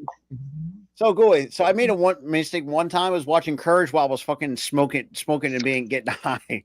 Was it the Return the Slab episode? Return the Slab. When we started fucking streaming, this man smoking a J. Now imagine this one, y'all. Have anybody seen the new Curse the Cowardly Dog video game that this independent designer made who used to work for PlayStation? Oh my God. I will send it in the chat. It is the graphics. I saw, dude. We were talking about this a few weeks, like a few weeks ago. We were talking about it. Like, dude, that game had that little trailer thing that they had too many jump scares. I'm like, nope. No, the second one that scared me the most is when the door just banged. I'm like, oh, okay. And then when he was in the living room, Mad Dog came out of the closet, the hanger closet. I'm like, okay, first off, where did Mad Dog knew where Courage lived? Second of all, hell no. And 3, even my friend was like, run! What are you doing? Run! No, for me, the one thing I like about Courage is like anytime he gets fucked up, like he tweaks like he's an epileptic. Yeah, but my favorite will always be is when he destroyed the sun. When the tree got cut down, and he was like, "Ah!" I just got pissed. Good Lord. That's the best one.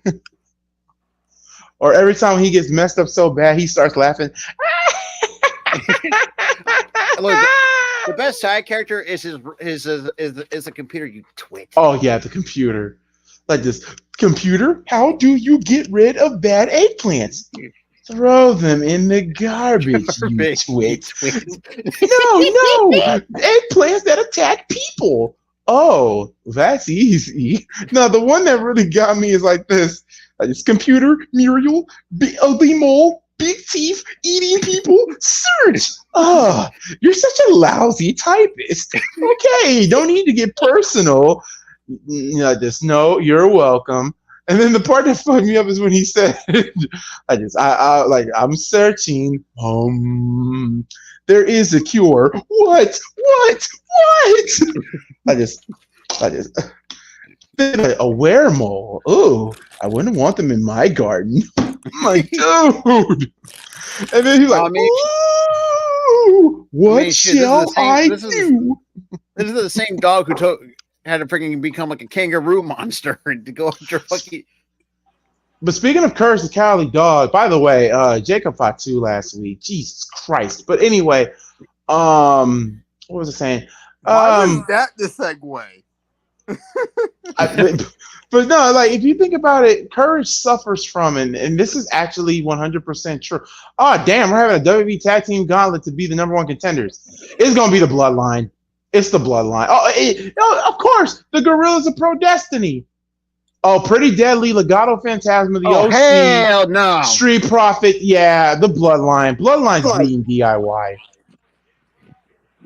Oh man, they're promoting a boxing fight. LA Knight versus Santos Escobar, and also next Friday, Bailey and Meechin versus Tiffany and Nia. Damn. Oh yeah, Courage suffers from anxiety, but his anxiety is way different. Okay, this is Kevin Crawford and Madrimov. I'm gonna go with Crawford. Please, Crawford win. God. But anyway, no. Yeah, Courage has more than just anxiety, y'all. He has extreme anxiety. Extreme anxiety. So basically, he's so unhinged he can't really relax or take, a breather. And I wouldn't be able to take a fucking breather either. I mean, shit. Even Courage gets scared Let me finish. I wouldn't have taken a breather either if I saw a fucking talking fucking crocodile in my damn tub. I mean, sure. Yep, it's Kevin Owens. I love how it says RKO. So Kevin Owens and Randy are now a tag team. I mean, shoot. I mean, would you rather have that or the goddamn floating head from the Harvest Moon episode? That episode was creepy. I'm sorry. Putting live action in cartoons is scary to me because it doesn't fit the style. But it makes it creepy. Does that fucking bullshit. I mean, shit. You had Ramses, who was a CGI character. Yeah, I'm sorry. Am I the only one I'm going to say this? Oh yeah, KO is a Grand Slam. Hey, what do you know? Anyway, I'm going to say this, and no, a lot of y'all are going to freaking hate me. King's Ramses episode was not scary. It was just weird. Prestige, that was anticlimactic. It's just funny. It's not scary. Oh yeah, it's definitely funny. But it also can be scary too if you're tripping balls. Like if you took like a thing of mushrooms or acid. Dude, you don't even have to fucking trip balls. You're already tripping balls watching that shit. Yeah, that was my fault. Return the slab. And that's the same thing too. I mean, shit. I watched that entire episode while I was high, and also had a tin those Danish butter cookies you always get for Christmas. I bet you were paranoid as fuck watching that shit high.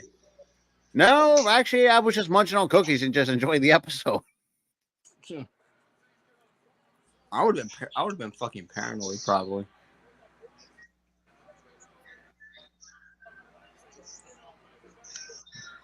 Ooh, excuse me. You know you were best friends when immediately after I burp you burp.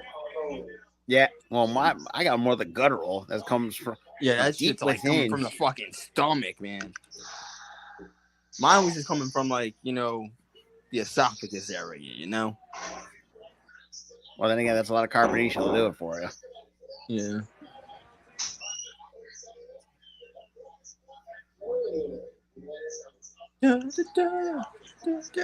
Whoa. Wow. Something Cody Rhodes.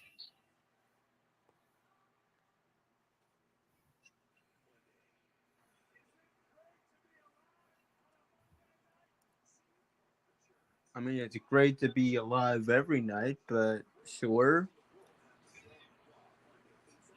I guess.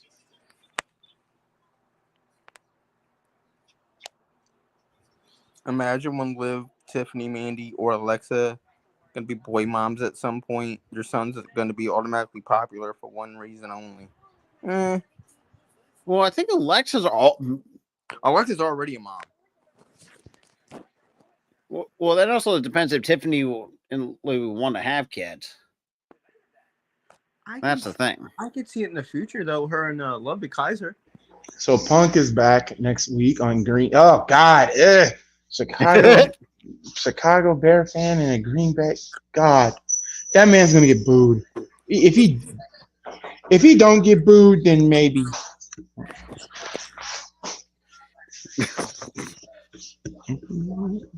Alexa has a daughter.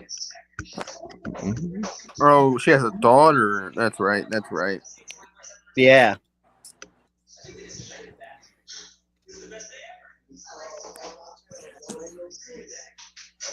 So who do y'all think Cody partner is going to be?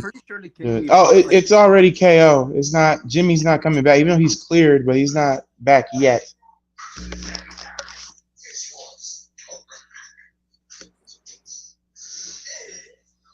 It was already announced, Cody's partner, Poison Ivy, that it's Kevin Owens. But yeah, I'm sure the kid will be fairly popular to, you know, the kids that are wrestling fans. But other than that, I don't think it'll be that popular.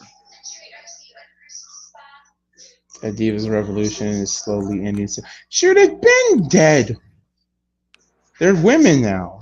They're not divas no more. It should have already been dead and buried, the Divas era. I mean, shit. The fact that we had to steal a title belt that's in the shape of a tramp stamp butterfly. I'm telling you, like most women got back in the day. And then remember they split apart the women's championship, which was when Lay Cool held it, they freaking split that shit, like literally split it in half. And what are you saying, Prestige?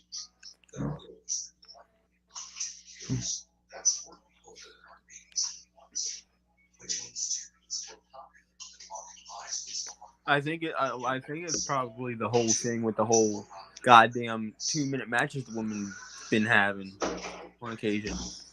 Some of them are having decent sized matches though, but some aren't. Yeah, which is bullshit. Oh, the retiring part.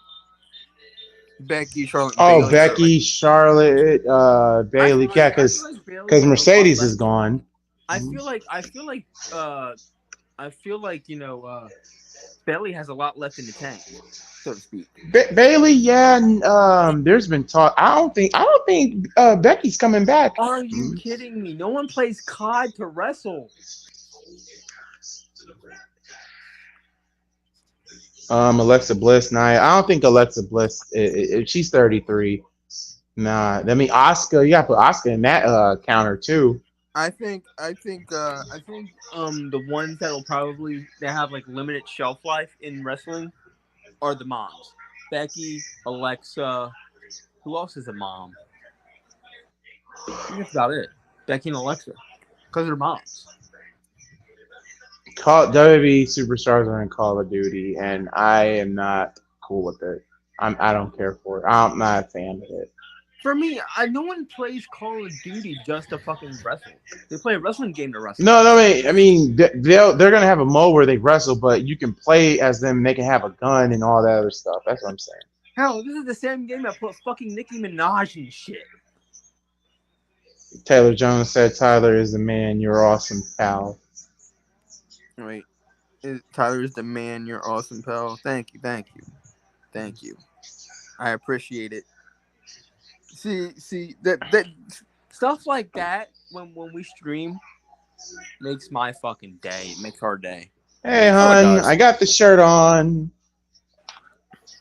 Liv's always on top. We're finally Yep. on top. She's been on top for like the last couple of weeks. Lucky Dom, bitch. Except for Tyler's a limp noodle. You must stop making cripple jokes right now.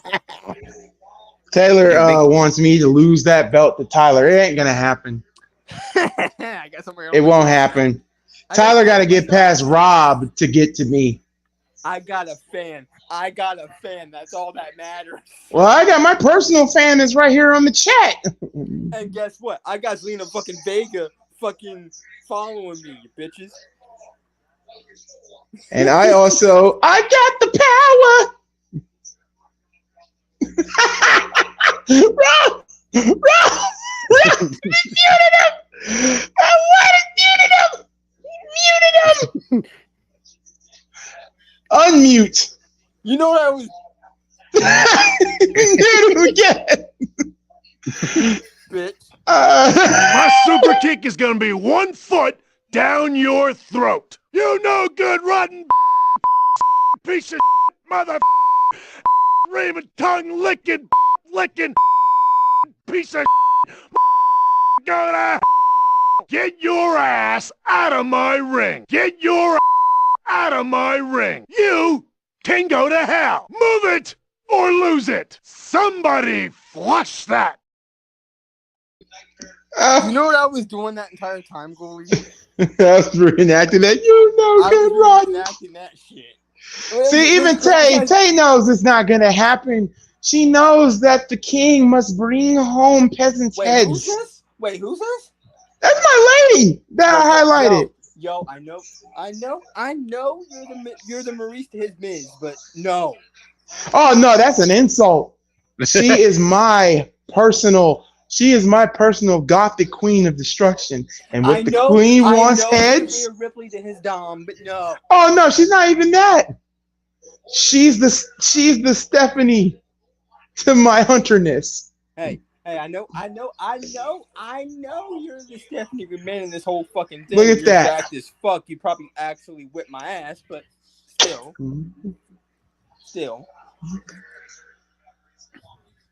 Man, no one cares about the Prime. Who drinks Prime? I never actually had it, Hey, D'Lo Brown became an Intercontinental Champion, European Champion. I mean, that's not really an insult.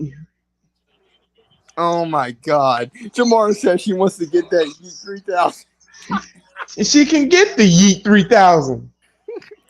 Tyler got his own fan. I got my personal fan. Tyler is prime Steve Austin. So you mean 1997 with the Owen Hart tombstone? Oh hell yeah! It's not an insult. You look like D'Lo. Hey, you know what? That's not an insult. I fucking love D'Lo, but my head's not that damn big, and it's not penis shaped, so that's a good thing. D'Lo Brown. Did you do that whole head swivel thing like he does? Like every 2 fucking seconds? Like, bro, you're gonna crick your neck one of these damn days doing that shit. No, the King of the Ring version of D'Lo Brown. All I know is that, next week, y'all. I know you guys will hold the front down. I can set streams up probably Sunday. Oh, Prime D'Lo. She was talking about Prime D'Lo. Shit, Prime D'Lo was the shit. Oh, he was. It made. Can you imagine D'Lo Brown now, WWE champion? Oh, that was money. I like D'Lo, but I would never. I can't see him as a world champion. But Rob, he has the size. He has the charisma. No, okay. Let me ask you guys this: D'Lo Brown as WWE champion or Shelton Benjamin as WWE champion? Shelton Benjamin. Sheldon Benjamin, you could have made a huge argument for him. Here's the thing, though. He couldn't speak on the mic, but that's an easy fix. Give him a mouthpiece like a Heyman. That would have made him that world champion right there. Like even when the man could wrestle. That man could fucking wrestle in his day. Jesus Christ, KO!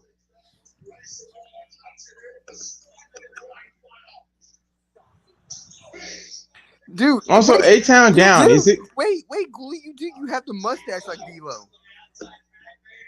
You got the whole D-Lo look. Oh my God! I almost said something really fucked up. If I'm D'Lo, does that make Tyler Aaron Drozdoff? Oh no! After the power bomb, yes. I'm sorry, Lord, forgive me. Lord, forgive us. You're going to hell for that one. We're going to fucking hell. I mean, come on, Ghoulie. Yeah. I mean, shit. Robert, calm down. Robert's eyes just got blown after that comment. The fact that you had to hide your fucking face because you're laughing so hard.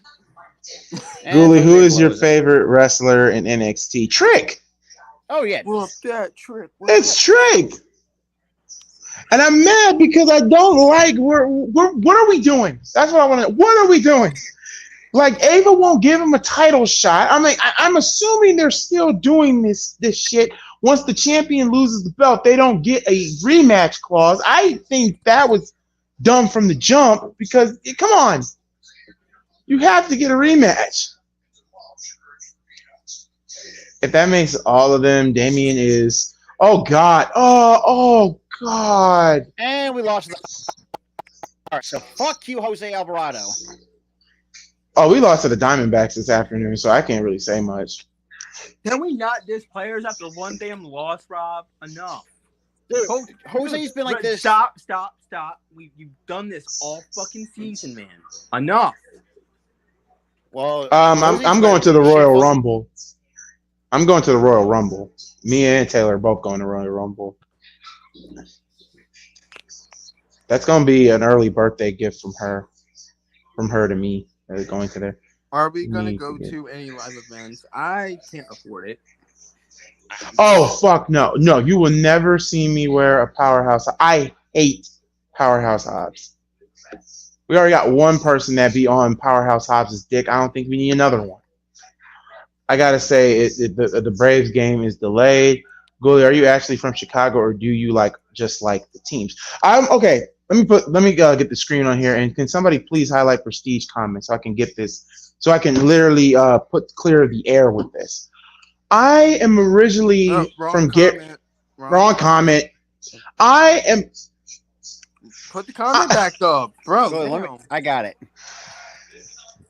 Okay, I am originally from Gary, Indiana, and all Gary, Indiana showed was Chicago, Illinois syndication networks. We didn't get games like the Pacers and whatnot. We didn't get Colts games. I mean, if we did get Colts games, it was like a full moon. The only time we had Colts games is when they played the Patriots, and that was it. Nobody in Gary, Indiana, literally messed with Colts and stuff like that. It was either Bears, Blackhawks, Bulls, Cubs, and one guy came around, and then from the Fire and all of that.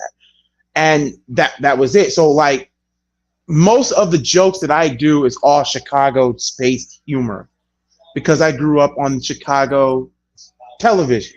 So when you see stuff like Spenguli and all that other stuff, like this, for instance, this all came from Gary, Indiana. Meaningful last word the killer said? Idiot. Yes, I am. Whoa! You've been flapping your gums enough to create a tsunami. Bring this program to an end already. Or other clips that came from that show like this. Mama, come here quick and bring that liquor stick. Mama, come here quick. Wow, that liquor stick. Like stuff like that. That's where the humor always came from. So there's a reason why I'm a big Chicago fanatic because of it. Because of it. And plus, Gary and Chicago are not far from each other. They're like like an hour away from each other, damn near. Literally an hour away from each other. Because this is how it goes. There's Gary, Indiana, and after you pass Gary, you go to East Chicago, Indiana. Yes, there's the East Chicago, Indiana. Then after East Chicago is Hammond, and after Hammond, Indiana, it's Terrence, Indiana, which basically is a mixture between Illinois and Indy. It's like a tug of war. Okay, I thought your family. I do have family on my dad's side. Well, my uncle, God rest his soul, he lived in Chicago. My other uncles, God rest their soul, they lived in Gary, and yeah. So yeah, Now, Dooley is in Indiana, baby. I think I might as well just like talk about our backstory of how, like, you know, why we're Philly sports fans, even though we live in the states that we live in. I just moved to Rhode Island, like 2021. I moved up here, but before I got to Rhode Island, I lived in southern New Jersey, which they're a big Philly market. Even though they're Jersey, they're a big Philly market. So, and my aunt got me into football, and I was an Eagles fan, and then, you know, it morphed into other sports, all Philly teams, except for my college team, though. My college team, this is where it gets a little bit tricky. My college team is the Clemson Tigers. I lived in the South. Hold on. I lived in the South for X amount of years. And my aunt from the southern side of things, got me into college football and got me into Clemson. So that's why I'm a Clemson fan, but I'm Philly everywhere else. But yeah, it's because, you know, South Jersey, Philly, it's in close proximity to each other. It's like right across the river. So that's why, like, South Jersey, they're into Philly sports as opposed to liking Jersey stuff, which Jersey's basically New York teams if you go to the North Jersey side, but South Jersey is Philly. So it's whatever's closest, and it's whatever across the river. So also, to back up, and then we'll move on, Rob, on how with him. It's the same. It's the same for you, Rob, too. Okay. Yeah, I agree. Yeah. The college team has been doing good. They won a couple national championships in recent memory. Last year they only made it to a bowl game because they weren't really that great at quarterback last year. But, you know, the guy that's at quarterback, he wasn't bad. So we might see improvement there. But yeah, the team's pretty good. The hardcore pond, not really don't know much about that. Like I said, Gary, Indiana, and Chicago, Illinois are two different animals. But I will say this: after Cody, this son of a bitch just pushed Austin Theory into the freaking Cody Cutter. Hello, Stunner. Good night. Oh God, here comes the bloodline.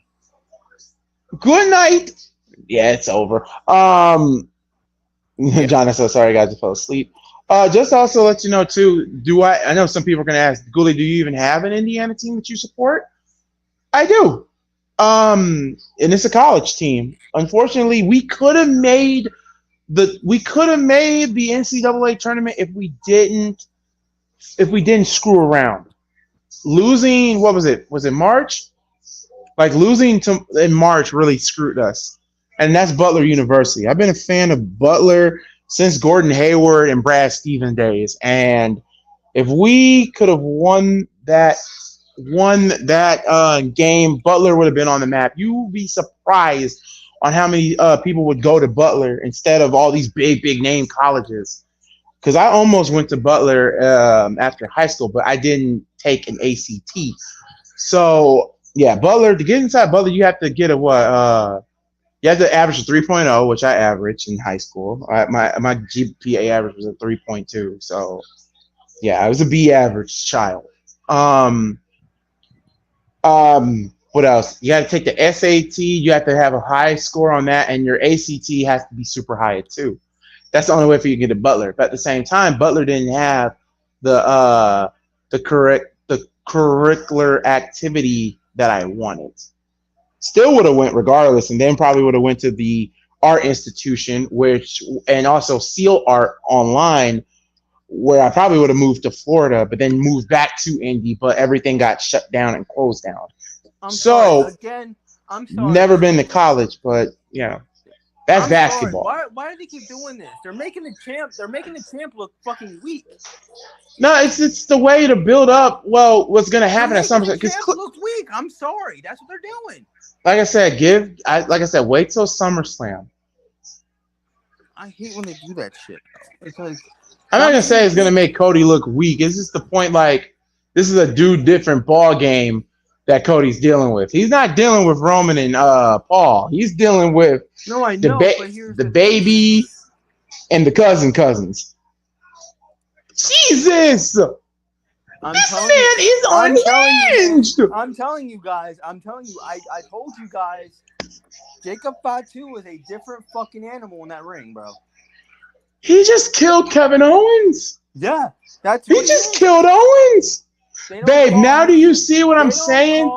They don't call him the Samoan werewolf for nothing. Babe, now you see what I'm saying? There's only one way to put a dog like him down. Randy has to do it. And there's only one way Randy can do it. But you're having Solo beat the shit out of Cody, though. I would have made me a little bit all right. I would understand if fucking Jacob Fatu wrecked him, but Solo? I mean, Solo is the number one contender. He had, No, but it's stupid because you're making the champ look weak. I disagree. Respectfully disagree. I don't think it's making Cody look weak. I respect that you're respectfully disagreeing. Because they're basically making Solo into this big ass threat. They've been pushing this since the end of Mania. And also, if you really think about it, if you follow the story, with it, with Solo, who cost Cody the championship the first time around? Solo. This is literally 2.5 years in the making. Kevin Owens is about to have a broken fucking neck. Why my favorite wrestler gets a broken? Oh God! Why my wrestler gets to have a broken freaking neck? There's only like 2 minutes. There's only 3 minutes left. Who's coming out? Oh goddamn! If it's Jimmy. The only thing I can see, Jimmy's coming. Either Roman's coming back at SummerSlam or Jimmy's coming back at SummerSlam. Or hell, both. Nobody's coming. And the one thing I will say about Jacob Fatu, he is freaking unhinged. It's like Umaga, on speed and on steroids. And I'm also saying this. Jacob Fatu? Yes. I rest my case. I'm going to say this about Jacob Fatu. There's only one person in the world who can take Jacob Fatu down, and that's Randy Orton. And there's one way Randy could do it. Bro, are you sure? Because I think he RKO'd him 1 week, and freaking Jacob completely no-sold it. And RKO is not going to do it. There's another move that Randy can do, and I showed Taylor this. Yes. Oh, yeah. He has to pump kick him. He has to do it. He would. Ruthless asshole freaking Orton, bro. Randy would have to pump kick him, and I'm not talking one pump kick. Let me say this: if I was to book it, I would have Randy I would have Jacob Fatu easily beat Randy. But at the end of the match, Randy is unhinged. He said the only way I can defeat a demon like this, I have to put it down like the dog that he is. I have to punt kick him. He's going to punk kick him. He punk kicked him once, punk kicked him twice. But here's the third one. If you would to do this, I would have Randy Orton pump kick Jacob Fatu in the head with a steel toe boot. Yeah. Damn. Because that's the only way to bring him down. Let's be real. Steel on a human fucking head? Ouch. And that's real legit steel. Now, I'm not saying, now, obviously, I'm not going to be that cruel. I'm not going to have Jacob Fatu have what Antonio Brown has. I'm not going to go CTE. I'm just saying you have to have like a big impact that you can hear. Bing! If you can hear it. You can do a sound effect, but you know what sets this over? Have that man bleed. I would have him bleed at the mouth. Don't have him bleed in the head. Yeah. Have that man bleed out the mouth or something. Like, and shoot, you know, like I said, there's going to be people that are interfering. KO's going to interfere. Randy, you know damn well Randy's interfering. And then maybe they're probably going to do the same thing like they did at Mania. But this time they're going to have Jimmy. And then when Jimmy comes back and he gets overpowered, then maybe we get the return of Roman. And then Roman just looks and just gets pissed. Or if they still want to actually wait a little bit for Roman, have Jay come out. I don't think Jay said that he doesn't want anything to do with it. I think what they're gonna do, they're gonna probably wait until with Jay and Jimmy. They're gonna wait. That's gonna be a waiter. Like, because you know Jimmy, you know, saying being apologetic and whatnot. Now I do see Roman and the Usos coming back, but here's what I would do. And I know a lot of people. Personally, I really wish the Shield was more than a 3-man group. Right. Because my original concept, of the Shield would be obviously what we got, but also adding the Usos on there as the Shield, as Roman Reigns. Imagine Jimmy and Jay in bulletproof vests with Roman. Roman has to go back to his Shield days just to. Or matter of fact, that might be where the story's going to end up. Imagine Roman Reigns, Paul Heyman and Roman saying, okay, if we can't bring the bloodline down, there's a special unit that I can do. So you got him and Seth coming back, him and Seth as a tag team. Then you got the Usos. There's 4. Now the 5th member, it's going to be sick. Oh, God. I wish Tony Khan would not be such a dick. Because if he was not a dick, can you imagine all the wrestling companies just banding together? Imagine Jon Moxley coming back for one night. For one night only. It's just a night. But unfortunately, that won't happen. And will we ever see Jon Moxley back? Because Tony Khan is too big of a bitch to be working with WWE. That's stupid.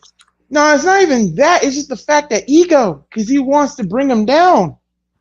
And I'm sorry, you have to be on your game. TNA had a chance back in 05, back in 04, 05, and 06. But then they brought back the mother of all evil. They brought back Vince Russo. And when they brought Vince Russo back, Jesus Christ, Dutch got fired. They sent they drove Jim Cornette crazy to the point he left. They let Jeff Jarrett walk because they found out he was having an affair with Karen. Did they bring Vince Russo back in 05 and 06? I thought he was only in. No, they brought him back in 08. Oh shit, yeah. Oh wait, they did. Yeah. Because originally Vince Russo was a part of the creative team, and then they fired him because Vince was doing stupid shit. He was back doing stupid shit. And then, what's his name? The infamous episode, and it's on TNA Plus, it should be, when Roddy Piper called him out and said, hey, how does it feel to be the guy that killed my nephew, Owen Hart? He literally, look at that. He said it to his face. And Vince Russo couldn't even. I remember it. And Vince Russo just literally looked at him and didn't even. Because he thought Hot Rod was just going to be there. Bro had no remorse in his face. He was just smug. Like nobody respects Vince Russo because, all the crap that he has done to the wrestling business. Hell, Jim Cornette said when the man dies, he's going to piss on this man's grave. And piss on his grave. That's the thing Rob and Prestige were talking about. Like Tony Khan, he doesn't know that anything is wrong with the fucking company. And that's the problem because you got the Young Bucks in your ear. You got Omega in your ear. And that's funny because they've never, ever had a wrestling. They've never, ever been a part of like some type of big business, like running a company. Mind you, they've been talents. They haven't been bookers. And that's the thing. They've never been bookers. You have the talent writing the fucking storylines. Are you kidding me? I mean, sometimes Jericho even said it. Sometimes they create their own storyline. They feed it to Tony, and then they just go with the flow and whatnot. I mean, that's can't just fine do in that. retrospect. It's not sustainable. And But the it's problem proven. with it is what really hurt AEW, and they're trying to pick it back up. What hurt Punk hurt them. Oh, it did. Signing Punk elevated them even more. But then when all that crap happened with Punk, it all went down. And then also it doesn't really help when all your talent goes down. Let's list them off. Britt Baker hurt. We haven't seen Britt Baker in over 2 years. Or a year and a half. Just came back. You got who else was hurt? You got MJF was hurt for a while. Adam Cole is hurt. Who else? Jamie Hayter. Jamie Hayter's still hurt. We haven't even seen Jamie Hayter in so long. A full fucking year. The whole year, she's hurt. Who else is freaking hurt in this damn company? Sammy Guevara. They still haven't reinstated the man. I'm sorry. Reinstate the dude. I thought he was going to be the final member of Team AEW. Nope. Darby Allin. And that's another thing, too. I love Darby Allin, but I think Darby is mentally insane. I really think he is. He's not mentally stable. Let's just, and I don't like how Tony Khan just says, okay, you can do whatever the hell you want. Let's have you jump off of a fucking tall-ass ladder onto chairs, which is holding a pane of fucking glass. Okay, to be honest, that spot was kind of badass. But even though it was dangerous, it was badass. In a sense, it was, but to me, it was fucking stupid.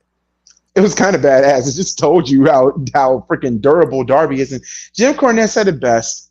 Darby is one hell of a talent because he brings in that type of audience. But at the same time, when he said that he wants to dive off of Mount Everest, that right there, I'm like, yeah, don't. That right there told me, I'm like, yeah, he is legit. He legit wants to do that. And I'm like, dude, you are going to get yourself killed. And I think that, like I said, I think he suffers from CTE. It's already been known that he has underlying mental health issues. Oh yeah, he knows he does. He does, and like I said, it's nothing on him. Like I said, he's a pillar, and also too, your big pillar. Like now, you got two of your big pillars in Blood and Guts, Jack Perry and Darby. Then you got your other two pillars, MJ. International champion now. Yeah, you got international, and then we're just waiting on Sammy. I mean, and if you don't bring Sammy back or reinstate him, and if you don't do that, I'm sorry, I'm standing up because I have to stand up because I'm going to emote y'all for a little bit before we get off of this. If you're not gonna bring Sammy back, or you're gonna let Sammy walk, well, number one, that would be so stupid. Number two, I mean, I'm pretty sure Matt and Jeff have forgiven Sammy at this point. Yes, Sammy is young, but at the same time, you can't deny talent. You can't deny talent. But if you are going to let him walk, your other pillar is Orange Cassidy. That's your other pillar. Like AEW has all these things. There's some good things and there's some bad things. And this is why I want everybody to realize, this is why I don't like it in the comment section that you guys pick camps. I don't know who started it. Part of me believes Troy was the one that started this shit, but at the same time, I'm not going to point the fucking finger. But I'm going to say this. There are some people, talent, okay, that are worth a damn in AEW. They are. There's some really good, talented people over there. Jack Perry, Jungle Boy, Sammy Guevara, and Prestige said they aren't pillars. They are the pillars because that's where AEW wanted to build that from. But then, they kept grabbing talent from other wrestlers from different companies, mostly from WWE. But yeah, MJF, all of that too. But then you brought in Bryan Danielson. You brought in what? Who else they brought in? That from WWE. You brought in a lot of guys from like Big Show, Mark Henry. Mark Henry's now gone. But at the same time, Big Show's basically retired. And then also you got Edge, who's basically Steve said he was dead. Edge is dead. To me, Edge is not dead. Well, Edge is just broken. Touched on this too. It's like the first domino to fall was Cody leaving. Yeah, that was Cody and Brandy. And like, here's the thing: Cody even said it himself. He still watches AEW. Does he miss it? I believe Cody does miss it, but not right now. He don't because he got what he wanted. He wanted to go back and finish his story, which he has.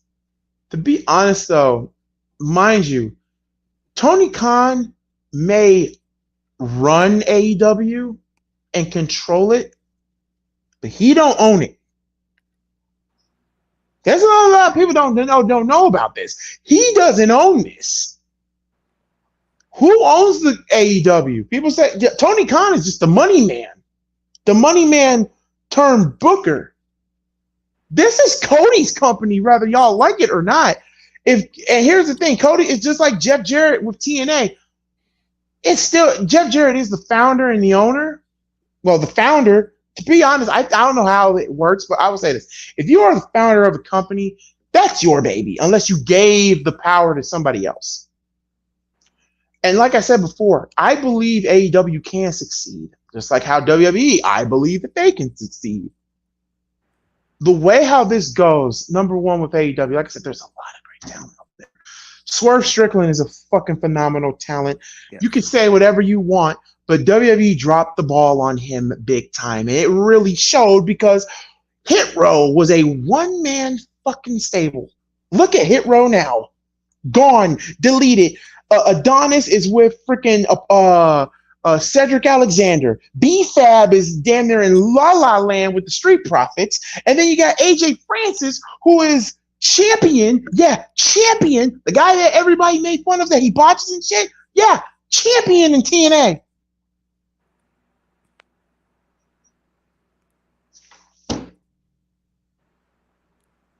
I mean, look at it's a one-man talent. One-man talent. One-man talent. Completely dropped the ball. And now look at it. AEW, he goes to AEW, picks up the slack. World champion. The first African-American world champion that we can be fucking proud of. I can be proud of. Oh, now he's doing the swerve while he drives in anger. Because, God damn it, because people are so impatient. Wrestling fans are a lot of things, guys. It doesn't matter if you represent WWE. It doesn't matter if you represent, it's like politics.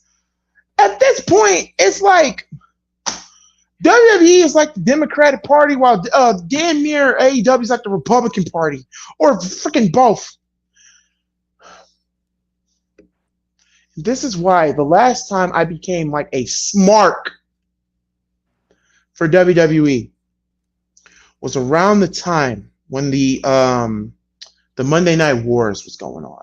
I was team WWE all the way. I fucking couldn't stand WCW.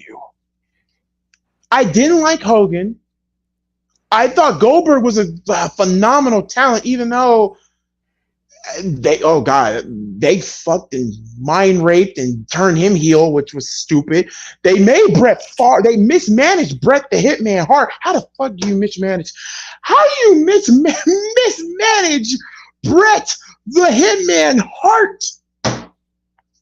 How do you do that? How do you mismanage the hottest free agent after the freaking Montreal Screwjob? You had opportunity to do it. Yeah, he became world champion. Yeah, he became a 5-time WCW United States champion. Yeah, he wrestled Will Sasso, who played Curly on the Three Stooges and was on Mad TV. That's fine and good. But the one match we never got from it, unless I could be wrong, did we get Bret versus Hogan at WCW? Even though that was a match that we wanted to see in WWF, but we couldn't because Hogan believed that Bret Hart was so goddamn small, so goddamn tiny, he couldn't hang with him in the ring. Do you know how stupid and retarded that sounds? Bret the Hitman Hart is a wrestler. You really think? Because what? Hulk Hogan, he's too small. I don't think he would be believable if he beat me. That's why Yokozuna won the championship back at King of the Ring. And that's why Hogan left. Fuck Hulk Hogan, because he kind of robbed us of that match. Also, too, I said this morning, too. He kind of robbed him and Vince. You know what? I need to take my shirt off. Oh, Lord. Vince, as a whole, hurt the wrestling company, hurt the wrestling business in a way a little bit. I remember Jesse the Body Ventura. Look him up. Real cool dude. He wanted unionization in wrestling. Hogan got word about it. Didn't want no unionization because something about he wanted to keep his spot or some shit like that. Went to Vince. What does Vince do? Fires Jesse the Body Ventura. Why do you think it took over almost a damn near decade for Vince and Jesse to make up? I'm not trying to say WWE's evil. I watched the presser where Jesse the Body Ventura came back. He wasn't back for Vince. It wasn't. He didn't even shake that man's hand. No, he said it himself. It's like it wasn't really like, yeah, they did make it up, but deep down, Jesse's not a bitter man. I hope he's not. But at the same time, with Jesse the Body Ventura, like you said, it was to stick it up to Hogan. He hated Hogan more than Vince, because Hogan is not a man. He's not a real man. Obviously, he's not. Hell, Macho Man Randy Savage was so right about Hogan. That's why I'm Team Piper, Team Macho Man. I was always a fan of them because they were legit, real. Macho Man can cut a great fucking promo that can get me hyped. Roddy Piper can cut a promo. He can talk so much shit, but he can back it the fuck up. Yeah. And I could never believe. And he's another person that got mismanaged in WCW. I can't wait till you two watch Starrcade 96, because let me ask you something. Hogan versus Roddy Piper, belt's not even on the fucking line in that match. Piper wins, but doesn't win the world title. That would have been a big, huge FU to Vince. Because let's be real, Roddy Piper never even won the WWE Championship in WWE. I mean, having him win the WCW World Championship would be a big, big mark right there. Yeah, and he probably would not hold the belt that long, but still. Credibility is where credit is on. Credit, you give credit where credit is due, folks. You don't bite the hand that feeds you. You don't you don't do it, and that's what's fucking wrong now. If Tony Khan was to step down, that's where I believe Shane McMahon is going there. I believe Tony hears it. Tony hears it. I know he does. You gotta know he hears it. Remember all that rumors and shakeup? I believe Shane McMahon will be there to do two things. Number one, him and Tony will have a talk.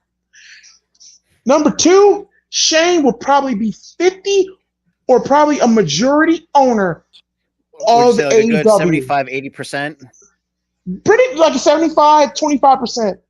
Tony can just focus on booking while Shane basically handles the money and prestige. Because let's be real, Shane is still pissed off about the whole Endeavor deal. Mind you, back in 2000, he told Vince, he told his dad, back in the early 2000s, he told his dad, this UFC thing is getting hot, it's getting hot, it's getting heavy. Why don't we put a stake in it now? Own it now. We own it now, and we won't have to compete with these guys. What does Vince do? Beat you, sneak you. They're not going to last. Look at UFC now. Now UFC owns you. Fucking hell. UFC. Why do you think Shane left? He's like he said, he left to handle his own, but he wanted to be away from his dad because why? His dad's a goddamn idiot. He doesn't know. I'm not saying that. Okay, I'm not going to say it all about Vince. Vince, at that time, can book his ass off. He could be a good booker. Sometimes he can be a bad booker. You can say what you will about Vince. Yes, the man's probably perverted. Yes, the man's probably racist. Yes, the man's cuckoo for Cocoa Puffs like I am going right now. But at the end of the day, God damn it, the point is, from Prestige to John L to all of you motherfuckers here in the chat, for all you 16,000 For all you 1,600 fuckers who subscribe to this damn channel, Like, loop-de-loo. you got 1,600 people calling you an asshole. I'm not trying to be an asshole. You got No, it. Gully, I'm sorry. I just had to make that as a I'm not slight a- joke. Hold on. You know what? To be honest, I'd rather be an asshole because I want to get my point across. I'm not trying to sound like a know-it-all wrestling fan. I'm just trying to Trying to basically make a point. Yeah, I mean, trying to make a point. No company is perfect, for the fuck's sake. I'm sorry. What? Here's the Jeez. thing. We're gonna stop there because you cook. I'm not calling you a tribalist. I'm just basically trying to say no company is perfect. I just wish we could all just watch along. wrestling together. No, not get along. No, Prestige. No one's calling you a tribalist. No one is. Fuck, my heart is racing fast. Yeah. I don't even know where the fuck I'm gonna happen right now. Oh Jesus. We're gonna I'm have not- to end it here because Ghoulie fucking cooked at the end of the stream, and yeah. I'm like trying to just basically be the guy that I see everybody's point of view from the beginning and the middle.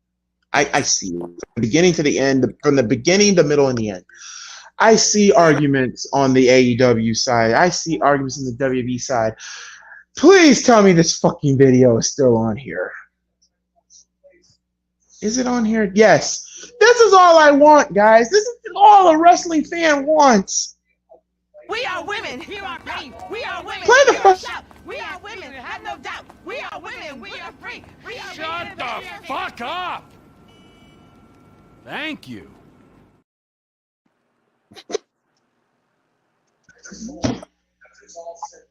That's all I want. I want to enjoy both companies. Yes, granted, there are some stupid shit in wrestling. For fuck's sake, I'm watching SummerSlam 1994. For fuck's sake, the new generation era.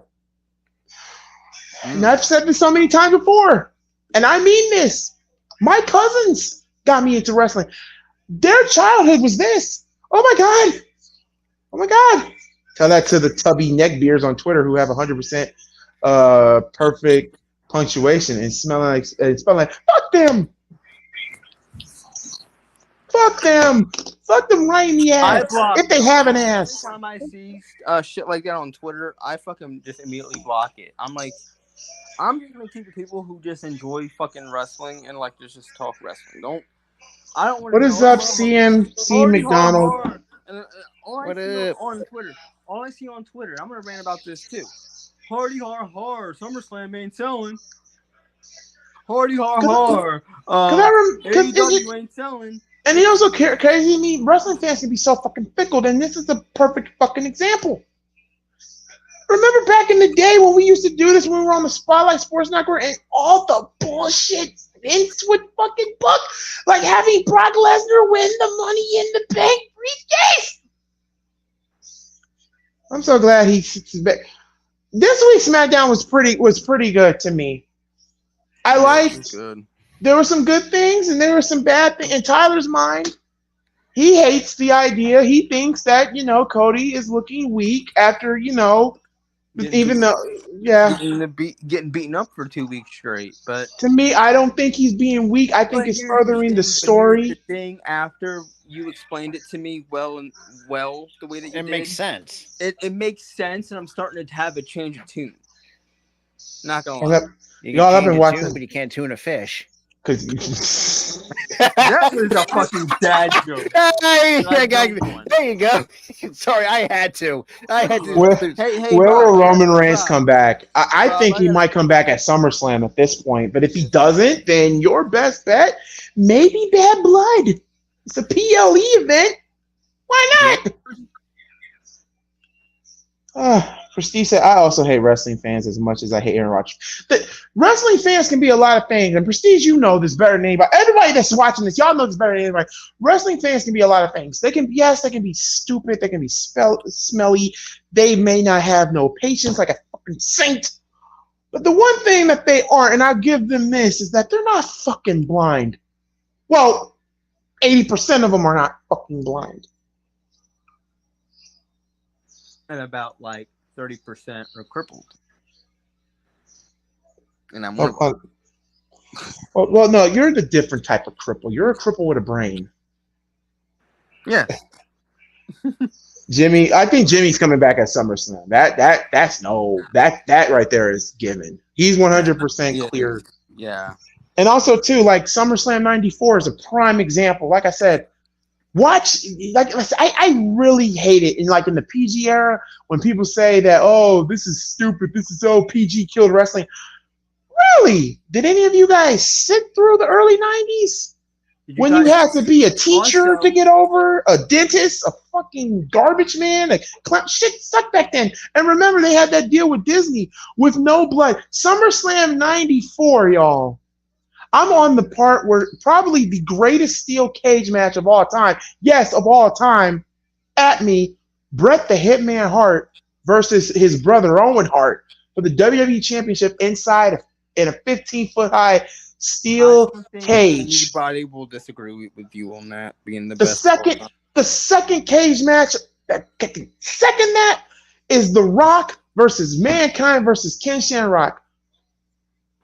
But this match here, you would think after WrestleMania 10 there would be blood in this. No freaking blood because they had to deal with Disney. I'm sorry, y'all. Be careful what y'all say about PG era, about everything, is PG's ruined this. Because look back in the early 90s, no blood in a steel cage match, and this feud's been going on since the Royal Rumble of 1994. They had a match at WrestleMania, and then they had the steel cage here. No blood. Okay. That's my thing. That's my thing. And these people are just like, oh, I hate the PG era, and they're all over 40 that say that. I mean, you can hate the PG era if you're over 40. Oh no, when you're under, if you're like a. If you grew up predominantly in the Attitude Era or the Ruthless Aggression Era, you have a case for hating fucking PG. But if you grew up literally in the most PGest of eras, if you grew up in the newer generation era, you could say that it was G fucking rated in the mid '80s to the late '90s. That shit was G early '90s, early '90s, early to mid '90s. Wait, no, the late '90s because from the 80s to the late 90s, about 96, 97, it was PG. That's why I'm saying it's not the early 90s. From the 80s to the late 90s, it was PG. And then you're like, oh, I hate the PG era. Hardy. Y'all grew up on a PG era. I'm sorry, we're never gonna get the Attitude Era. We're never getting that back. We're not getting the Ruthless Era. We're in an era. You know what? Hunter said it best a long time ago. You know what era this is? This is the reality era. Here's my thing. That's what they've been calling that since 2016. But here's my thing. I don't mind it like being TV 14 to an extent. You're not gonna get the full Attitude Era back when you're getting like ass and boobs all the time. You're not getting that back. You'll never get that shit back. Now, when you watch the PG era, it was so bad. I mean, there were some things in the PG era that I like, and there were some things in the PG era that I didn't like. Like number one, I didn't like seeing the Muppets on Monday Night Raw. I mean, the only like guest appearances that I did like, even though it was to promote the movie, even though the movie didn't do so hot, was the Three Stooges. Because number one, I love the Three Stooges. I love wrestling. That movie wasn't that bad. It wasn't that bad, but at the same time, you had Will Sasso dressed up like Hulk Hogan. That just made my balls itch, even though Hogan just left TNA. Well, then at least it can't be worse than that zombie lumberjack match that we're trying to promote for the. Oh, that was dog shit. That was weird. To promote a fucking movie on Netflix that has Batista in it? Come on. And to be honest, the movie was not that bad. The movie was okay. And they need to make a sequel because after what happened. Yeah. But yeah, I done basically poured my heart and soul out. I just like the fucking beginning scene. That shit fucking cracked me the fuck up. Prestige said I would count as a PG era kid since I started watching 2011 till now. Okay, you're a PG baby. Yeah, you're a PG kid. But like I said, if you watch the early 90s, Prestige, I will make a challenge to you. If you have Peacock, I'll make a challenge to anybody.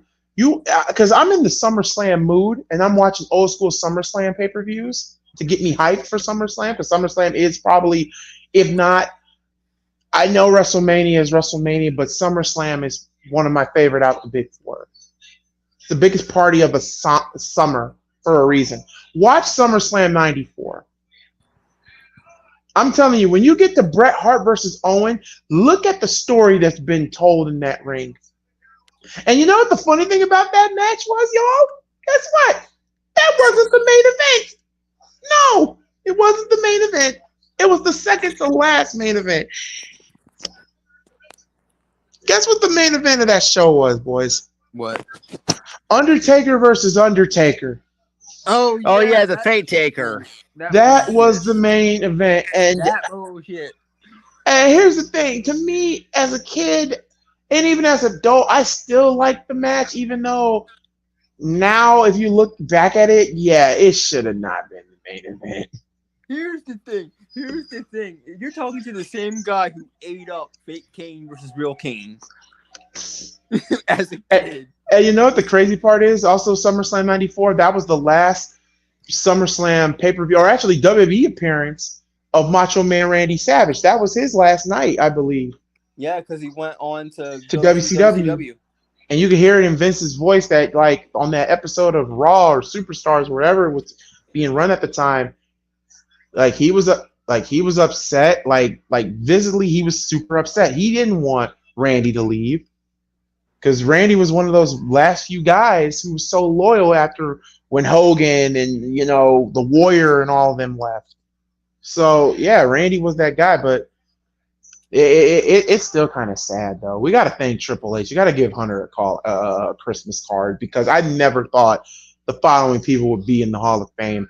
Macho Man Randy Savage was one of them. I low-key thought Vince was that petty enough to not put him in there, but cooler heads prevailed, and yeah, 94, that was with Bret threw the towel, Bret versus Owen. No, that ain't it. That's the one when it's a steel cage match, and Bret and the family, you know, the whole Hart family's at ringside, like all of them. I think the build-up for that was it was supposed to keep the Hart family out. Yeah, to keep the Hart family out, and this was their way to bring back the British Bulldog too, who was also gone for 2 years. So yeah, that was one hell of a way to bring the British Bulldog back. Unfortunately, Survivor Series 94 wasn't not that good either, even though it had some pretty good moments, like Shawn Michaels super kicking Diesel, which I liked. But also, was there a reason why Bob Backlund became WWE champion, beating Bret the Hitman Hart? No reason at all. Just to do it. Only for Diesel to win the WWE championship like a month later? At a live event. No. At a live event of all things, and then it wasn't even on TV. Was not even on TV. I mean, they were used to do that a lot back in the day. And you know what was funny? It was a fucking squash match. Because you could bomb and he was done. And then what? Then we had Shawn versus Diesel at Mania, and to be honest, I ain't gonna front. I kind of wish that Michaels did walk out to the ring with Pamela Anderson instead of Diesel. I mean, because whoever won the shit. I think because cocky as hell. No, he was being cocky, and also too he didn't, it fit the character. It fit because and then Shawn, and then 96. Anyway, would y'all say Hogan was the last face of the company and the star before Hogan? Unfortunately, it was. It was Hogan. Hogan was world champion or nothing. Hogan never hold the IC title. He never hold. Well, okay. Well, in that time frame, he only hold. He was either world champion or nothing. SummerSlam 22 was the best. 2022. Yeah. It was 2022. Was that Cena versus Roman, or was that Brock versus Roman? That was Brock and versus Roman when he brought in the frickin' tractor and flipped on the whole entire. I don't know. For the best SummerSlam of all time, 2001 still holds a candle to me. But most of the modern wrestling fans would say 2002. That was good. It was good. You had the return of Michaels after retiring in '98. The rise of Brock Lesnar. Rock and Brock, yeah. Rock. Yeah, the rise of Brock. Jericho versus Flair. Yep. Mysterio versus Kurt Angle. Edge versus Eddie. After that funny ass promo angle cut on SmackDown that one time, it was like, no, I didn't mean it that way. But I don't know. I like to be honest, I know a lot of people didn't like the invasion, but I did like SummerSlam 2001. That was actually pretty good. If you really look at it, it's still surreal. It's still surreal to me because of the main event. Booker T versus The Rock. Now, I know that y'all are saying big deal, Booker T versus The Rock at SummerSlam. Okay, that's a dream match for sure. For what it was. But no, the thing that really threw me a loop, because I didn't pay attention to it as a kid, but as an adult, it's so surreal. The WCW World Title main evented a WWE pay-per-view. Not even just a pay-per-view, a Big Four pay-per-view. SummerSlam, that's unheard of. You'll never hear something like that. Like, imagine Survivor Series, the AEW World Title on the line at Survivor Series. You'll never see something like that again. Hell, look at when ECW got revived. That never made an event on damn pay-per-view. Never. I mean, no, never. But it was not supposed to be. But but never. Yo, no, think about that. WCW, the WCW World Title main eventing, closing out a show, a Big Four. That was so surreal to me. I mean, the match was good for what it was, but it's still surreal. Like, look at 2001. You'll understand why it's my favorite out of them. The second best to me is 2000. 2000 was really good. You had Jericho and Benoit, 2 out of 3 falls. Shane McMahon, Peter Pan off the freaking scaffolding, only to get killed. They're almost dying at SummerSlam. What else did we get? Stick shot, bot, and wee. Yeah, the first ever TLC match. Yep. Kurt Angle damn near killing himself. The concussion. Yeah. Angle was a machine. A young machine. Shit. Well, I think it's too cool. I know it's not for SummerSlam already, but I'm surprised how Brock didn't kill himself with that botched shooting star press. Shooting star press and Mania. Yeah. And the fact he walked away from that like it was nothing. It's like, how? And look back at that. Look at the back of after that match. Look back. That man's eyes were glossed over. It was glossy. He had a fucking concussion.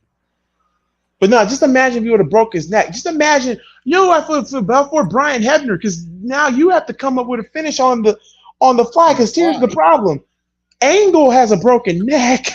Brock just gave himself a broken neck. Now you're at a point where, oh damn, how are we gonna do this? Yeah. I see it now with y'all talking about Cena goes to TNA, wins the TNA title, turns heel, being TNA invade. I can't see him being heel. This episode of SmackDown catching a lot of heat on social media because of what happened with Fox, all the blackouts and whatnot. This is Fox's way of basically telling WWE, really, like we saying WWE, fuck you. That's what. And here's the thing: they can't break out of the contract. If you do, it's WWE versus Fox. You really think they're going to take down a racist ass network?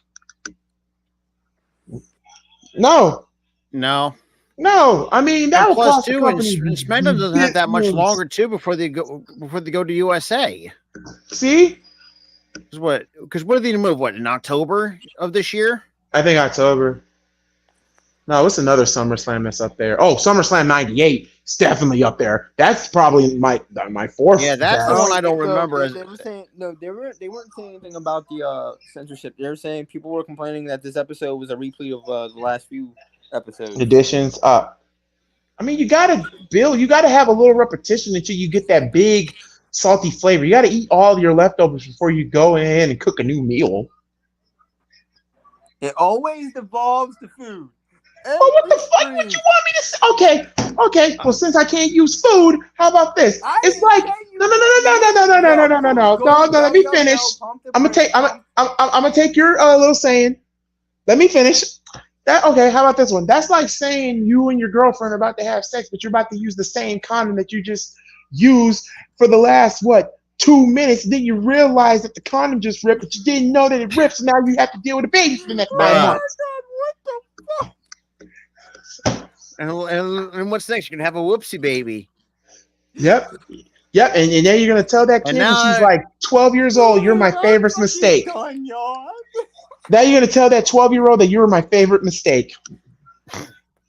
I can't. You have nobody to blame but this man right here. I couldn't use food. First of all, you're pointing at the wrong man. You're pointing at the wrong man. We're both. This man there. That's what I was saying. It's like, I didn't bring food into this. Speaking No, of I which, blame I'm Tyler. gonna get me some food anyways because I'm freaking high as shit. I'm over here, bud. I'm over here. No, because remember my camera's mirrored. Yeah, it's inverted. It's inverted. No, because So. it's like a person with something like both ladies' eyes. Like, no, look, no, I'm over here. I'm over here. It's like, man, I'm gonna smack you so hard. I'm gonna put those eyes back to work. But real quick, because I know Rob got to get some food because he got the munchies. That and almost I'm tired of shit too. So, SummerSlam '98 was basically Undertaker versus Austin. Another one that's really good is '97, Heart and Soul. But yeah, other than that, yeah, this SmackDown was okay for me. It was good. It was just bad. It was good. But we're gonna end it off here. I'm not even gonna play an outro because, good Lord, I will see you guys in 2 weeks. So there is that because I'll be on vacation and I'm gonna need some vacation so I can get my mind back at ease. I just pour my heart and soul. Why every time when I'm on vacation and it's a final day when I'm streaming, I go off and pour my heart and soul into stuff? I don't know. Here's the thing: you didn't even have to. We were having a conversation about AEW. Next, you know, we just went on a tirade. No, because wrestling fans just irk my soul. They do. They irk mine too. my soul. Destroy my soul. So with that being said, we love each and every one of you. Please remember, just because I'm not going to be on Raw, NXT, AEW, and SmackDown and so forth, that doesn't mean act like an ass to these two. Please don't do it, because if I get a notification on my vacation that somebody's acting like an ass, I'll be back for SummerSlam. That's not the problem. But if anybody acts like an ass, you will get blocked. You will get your mod taken away. So yeah, keep these in mind. Respect these guys like how you respect me. And until then, God bless you all. We love each and every one of you. I'm out. I'm about to finish watching SummerSlam '94 and just appreciate what the hell I got. Peace. Peace, love, soul, hot sauce. We done. Peace.